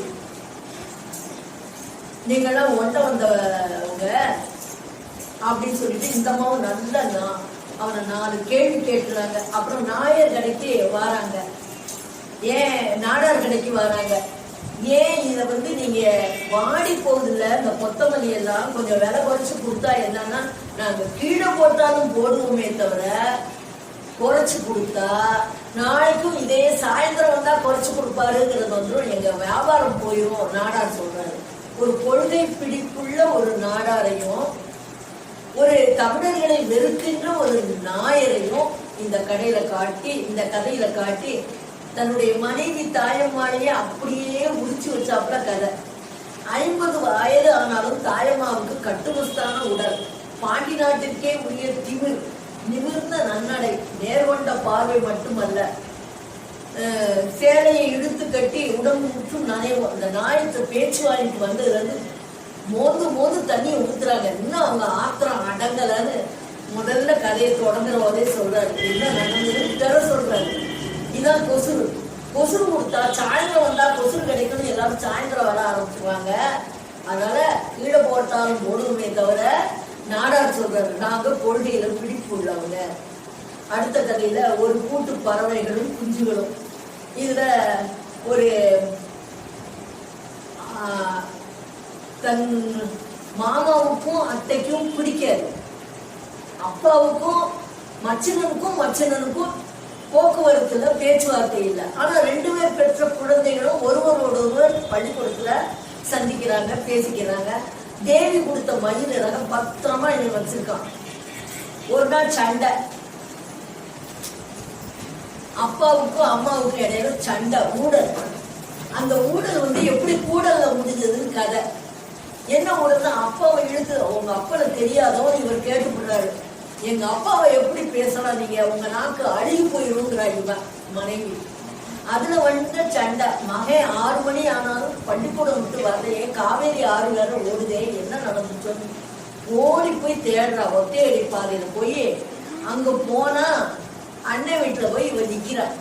அங்க இவர் ஸ்கூட்டரும் நிக்குது. ஸ்கூட்டர்ல தேடி போயிருக்காரு மகனை. இவன் மகன் தேவி வீட்டுக்கு போயிருக்கான். அவன் எல்லாரும் ஒன்னா சந்திக்கிறாப்புல கூடல்ல முடிஞ்சாப்புல இந்த கதை முடியுது. இப்படியேதான் இந்த கதைகள்லாம், அவருடைய கதைகள்லாம் அவர் வாழ்க்கையில சந்தித்த பாத்திரங்கள், வாழ்க்கையில நடந்த சம்பவங்கள், நிறைய 7-8 கதைகள் விமான நிலையத்தை பற்றியா இந்த கதை தொகுப்புல இருக்கு. இவங்க கொடுத்த இதை விட்டுட்டு மீதியில ஆராய்ச்சி பண்ணியிருக்காங்க. ஏன்னா இவங்க கையில அந்த நேரம் இந்த நூல் கிடைக்கலையோ என்னமோ, மீதி கதைகளை எல்லாம் வச்சு மூட நம்பிக்கையை எப்படி சாடுறாரு, அரசாங்கத்தை அரசியலை எப்படி சாடுறாரு, எப்படி ஆங்கில சொற்களையும் கதைகளை இடையில கையாடுறாரு, பிறமொழி சொற்கள் என்னெல்லாம் கையாடுறாரு. சில கதைகளை ஸ்டேட்மெண்டா இருக்கு, வெறும் கதைங்கிறது அம்சமே இல்லாம ஒரு செய்தியை மட்டும் சொல்ல வந்த கதையா இருக்கு. அந்த லீவ் எடுக்க கூடாதுங்கிற கதை அந்த மாதிரிதான் இருக்கு. வெறும் ஸ்டேட்மெண்ட் 3 பக்கம், கதை அம்சமே இல்லாத கதையாகவும் சில கதைகள் இருக்கின்றன. பாத்திர வார்ப்பு மட்டும் சிறந்த கதைகளா இருக்கு. எல்லா கதையிலையும் ஒரு மெசேஜ் சொல்லிட்டே போறாங்க, ஏதாவது ஒரு மெசேஜ். அதாவது நல்ல ஆசிரியர் நல்ல மாணவர்களை உருவாக்குவார், பிறருக்கு உதவும் மனம் வேண்டும், இந்தியனாக இருக்க வேண்டும், இந்திய பண்பாட்டை பின்பற்ற வேண்டும், பிறருக்கு உதவ வேண்டும். அப்புறம்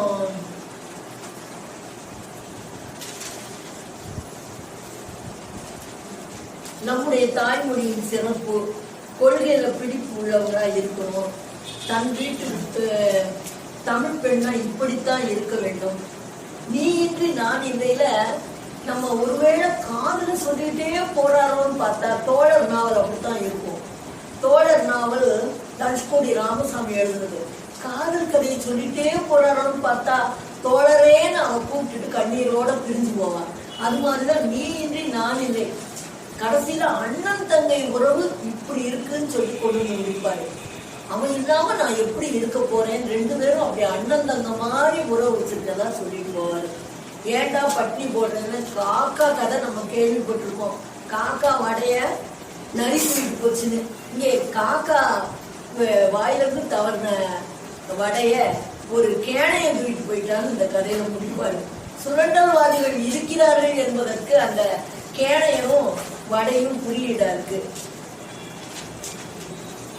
3 வரலாற்று கதை இருக்கு. அதாவது நம்ம எல்லாம் கிருஷ்ணாபுரம் போய் பார்த்திருப்பீங்க. அந்த சிற்பங்களை வச்சே இவர் ஒரு புனைவு, தன்னுடைய அரசன் தேவி இறந்ததனுடைய ஞாபகார்த்தமா கிருஷ்ணாபுரம் மயிலாடி என்ற பெயர்ல அந்த ஊர் முன்னால இருந்ததாகவும், கிருஷ்ணப்ப நாயக்கன் கிருஷ்ணாபுரம் என்று பெயரை சூட்டியதாகவும் அந்த கதையை அமைத்திருக்கிறார். கிருஷ்ணாபுரம் கதை ஒரு காதல் கதை. காதல் தாஜ்மஹாலை எப்படி ஷாஜஹான் எழுப்பினானோ தன் மனைவி ஞாபகார்த்தமாக கிருஷ்ணாபுரம் சிற்பங்களை எல்லாம் வடிக்க செய்து அந்த மன்னன், பாண்டி மன்னன் அந்த ஊரை நிலைநிறுத்தினார் என்று சொல்லியிருப்பார். அப்புறம் 2 அடிப்படை ஆதாரம், கங்கா விஜயம் என்ற மதுரா விஜயம் என்ற கங்காதேவி எழுதின ஒரு நூல், நாயக்க மன்னனுடைய மனைவி மதுரா விஜயம் என்ற ஒரு நூல் எழுதியிருக்கார். ஸ்ரீரங்கம் கோயில் ஒழுகு இருக்கிற ஒரு பாடல். இந்த 2 பாடல் அடிப்படையில கற்பனையா ஒரு கதையை படைச்சிருக்காரு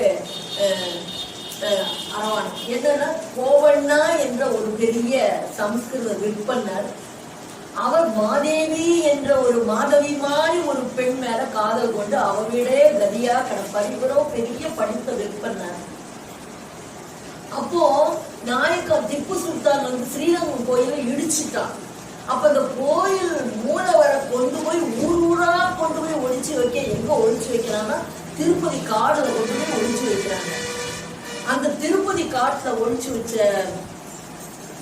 அந்த ஸ்ரீரங்கம் கோயில்ல கொண்டு போய் நிலைநிறுத்தணும்னா ஒரு இந்து மன்னன் வந்தா தான் முடியுங்கிறதுல இந்த நாயக்கரை வரவேற்கிறாங்க. நாயக்கனை வரவேற்று என்ன செய்யறாங்க, மதுரை கோயில் உள் கோயில அந்த பெரிய வாயில் நெடுவாயில் இருக்குமே, அந்த வாயில தாப்பா போடாம இருக்க வைக்கிறாங்க. அப்ப அங்கிருந்து படையெடுத்து வந்த நாயக்க மன்னன் மதுரைக்குள்ள போய் சுல்தான்களுடைய ஆட்களை எல்லாம் வெட்டி கொன்று திரும்ப இந்த ஸ்ரீரங்கம் கோயில கொண்டு வந்து வைக்கிறதா கதை. அதுக்குள்ள இவளை சிறை வச்சிருவாங்க, மாதேவிய சிறை வச்சிருவாங்க சுல்தானுடைய ஆட்கள். அவ கடைசியா எழுதுறா, இன்றைக்கும் தேவதாசிகள் இறந்தா கோயில்ல இருந்தா மடைப்பள்ளியில இருந்துதான் வாய்ப்பிரிச்சு கொண்டு போடுவாங்க. அது ஒரு வழக்கம் இருக்கு. அந்த கொல்லி அங்கிருந்து நெருப்பு எடுத்து வந்துதான் கொல்லி வைப்பாங்க. அந்த 2 வழக்கமும் அந்த கோயில் ஒழுங்கு பாடல்ல இருந்து தெரிய வருது. கோயில் ஒழுங்கு பாடல் கொடுத்திருக்காரு, 4 வரி கொடுத்திருக்காரு. அந்த 4 வரி இவ வேண்டிக்கிட்டதா, மாதேவி வேண்டிக்கிட்டா, எனக்கு ஏதாவது நடந்து நான் இறந்து போயிட்டா இந்த மாதிரி செய்யுங்கன்னு வேண்டிக்கிறா. இது ஒரு வரலாற்று கதை, அருமையா இருக்கு, படிக்க ரொம்ப நல்லா இருக்கு. ஸ்ரீரங்கம் மாதேவிங்கிறது கதை. கோயில் ஒழுங்கு பாடல் திருமடைப்பள்ளியில் கொள்ளியும் திருக்கொட்டாரத்திலே வாய்க்கரிசியும் அந்திம காலத்திலே சாதிக்க வேண்டும் என்று கேட்டுக்கொண்டாள் மாதேவி. இன்றைக்கும் தேவதாசிகள் இறந்தா அந்த மடைப்பள்ளியில் இருந்துதான் கொள்ளி கொண்டு போடுவாங்க. அந்த கோயில் கொட்டாரத்துல இருந்து அரிசி கொண்டு வந்து வாய்க்கரிசி போடுற வழக்கம் இருக்கு. அது மாதேவி வேண்டி கொண்டது. இது ஸ்ரீரங்கம் கோயில் ஒழுகுங்கிற பாடல்ல இருந்து வந்த ஒரு வரலாற்று செய்தி. அந்த செய்தியை ஒரு கதையாக்கிறாரு இவர். மாதேவி சிறைப்பட்டதாகவும் அவ இறந்த போது இந்த வேண்டுகோளை விடுத்ததாகவும் ஒவ்வொன்றா மதுரைக்கு வந்துடுறாரு. எதுக்காகனா தந்திரமா நல்ல நடனம் ஆடுவா. சுல்தான் முன்னால நடனம் ஆடி ஒரு நீங்க அழைத்து கொண்டு போக வேண்டும் ஒரு விற்பனரைன்னு வேண்டுகோள் வைத்து அவரும் அதுக்கு சரின்னு சொல்லி அந்த சுல்தான் கூடவே மதுரைக்கு கோபண்ணாவை அனுப்பி வச்சிடுறா. 2 பேரும் பிரிந்து துயரத்துல இருக்காங்க. அப்போ உனக்கு என்ன வேணும்னு கேட்டு மடல் எழுதும் போது எனக்கு நீங்க இந்த வரத்தை தரணும்னு சொல்லி கோயில் ஒழுங்குற பாடலை எழுதி வச்சாங்க. இந்த கதை முடிவு. இப்படி அருமையான கதைகளை படைத்தவர் அரவாணன். ஆனா இன்றைய பாணியில இருக்காது. இன்றைய பாணியில அந்த கதைகள்லாம் இருக்காது. எல்லாமே சிந்தித்து சிந்தித்து செதுக்கி வைத்த பாத்திரங்கள், அவர் வாழ்க்கையில நடந்த உண்மை நிகழ்வுகள் இதையெல்லாம் அடிப்படையாக கொண்டு அரவாணன் கதை படித்திருக்கார். எல்லாருக்கும் அவரை பற்றி தெரியும். என்ன தெரியும்? நிறைய வரலாற்று நூல்களும் சமூக நூல்களும் அரசியல் நூல்களும் எழுதியிருக்கிறார்னு தெரியும். ஆனா அவர் ஒரு சிறந்த படைப்பாளி என்பது நிறைய பேருக்கு தெரியாது. எனக்கு இந்த வாய்ப்பு கொடுத்ததுக்காக உங்களுக்கெல்லாம் என்னுடைய நன்றியை தெரிவித்துக் கொள்கிறேன்.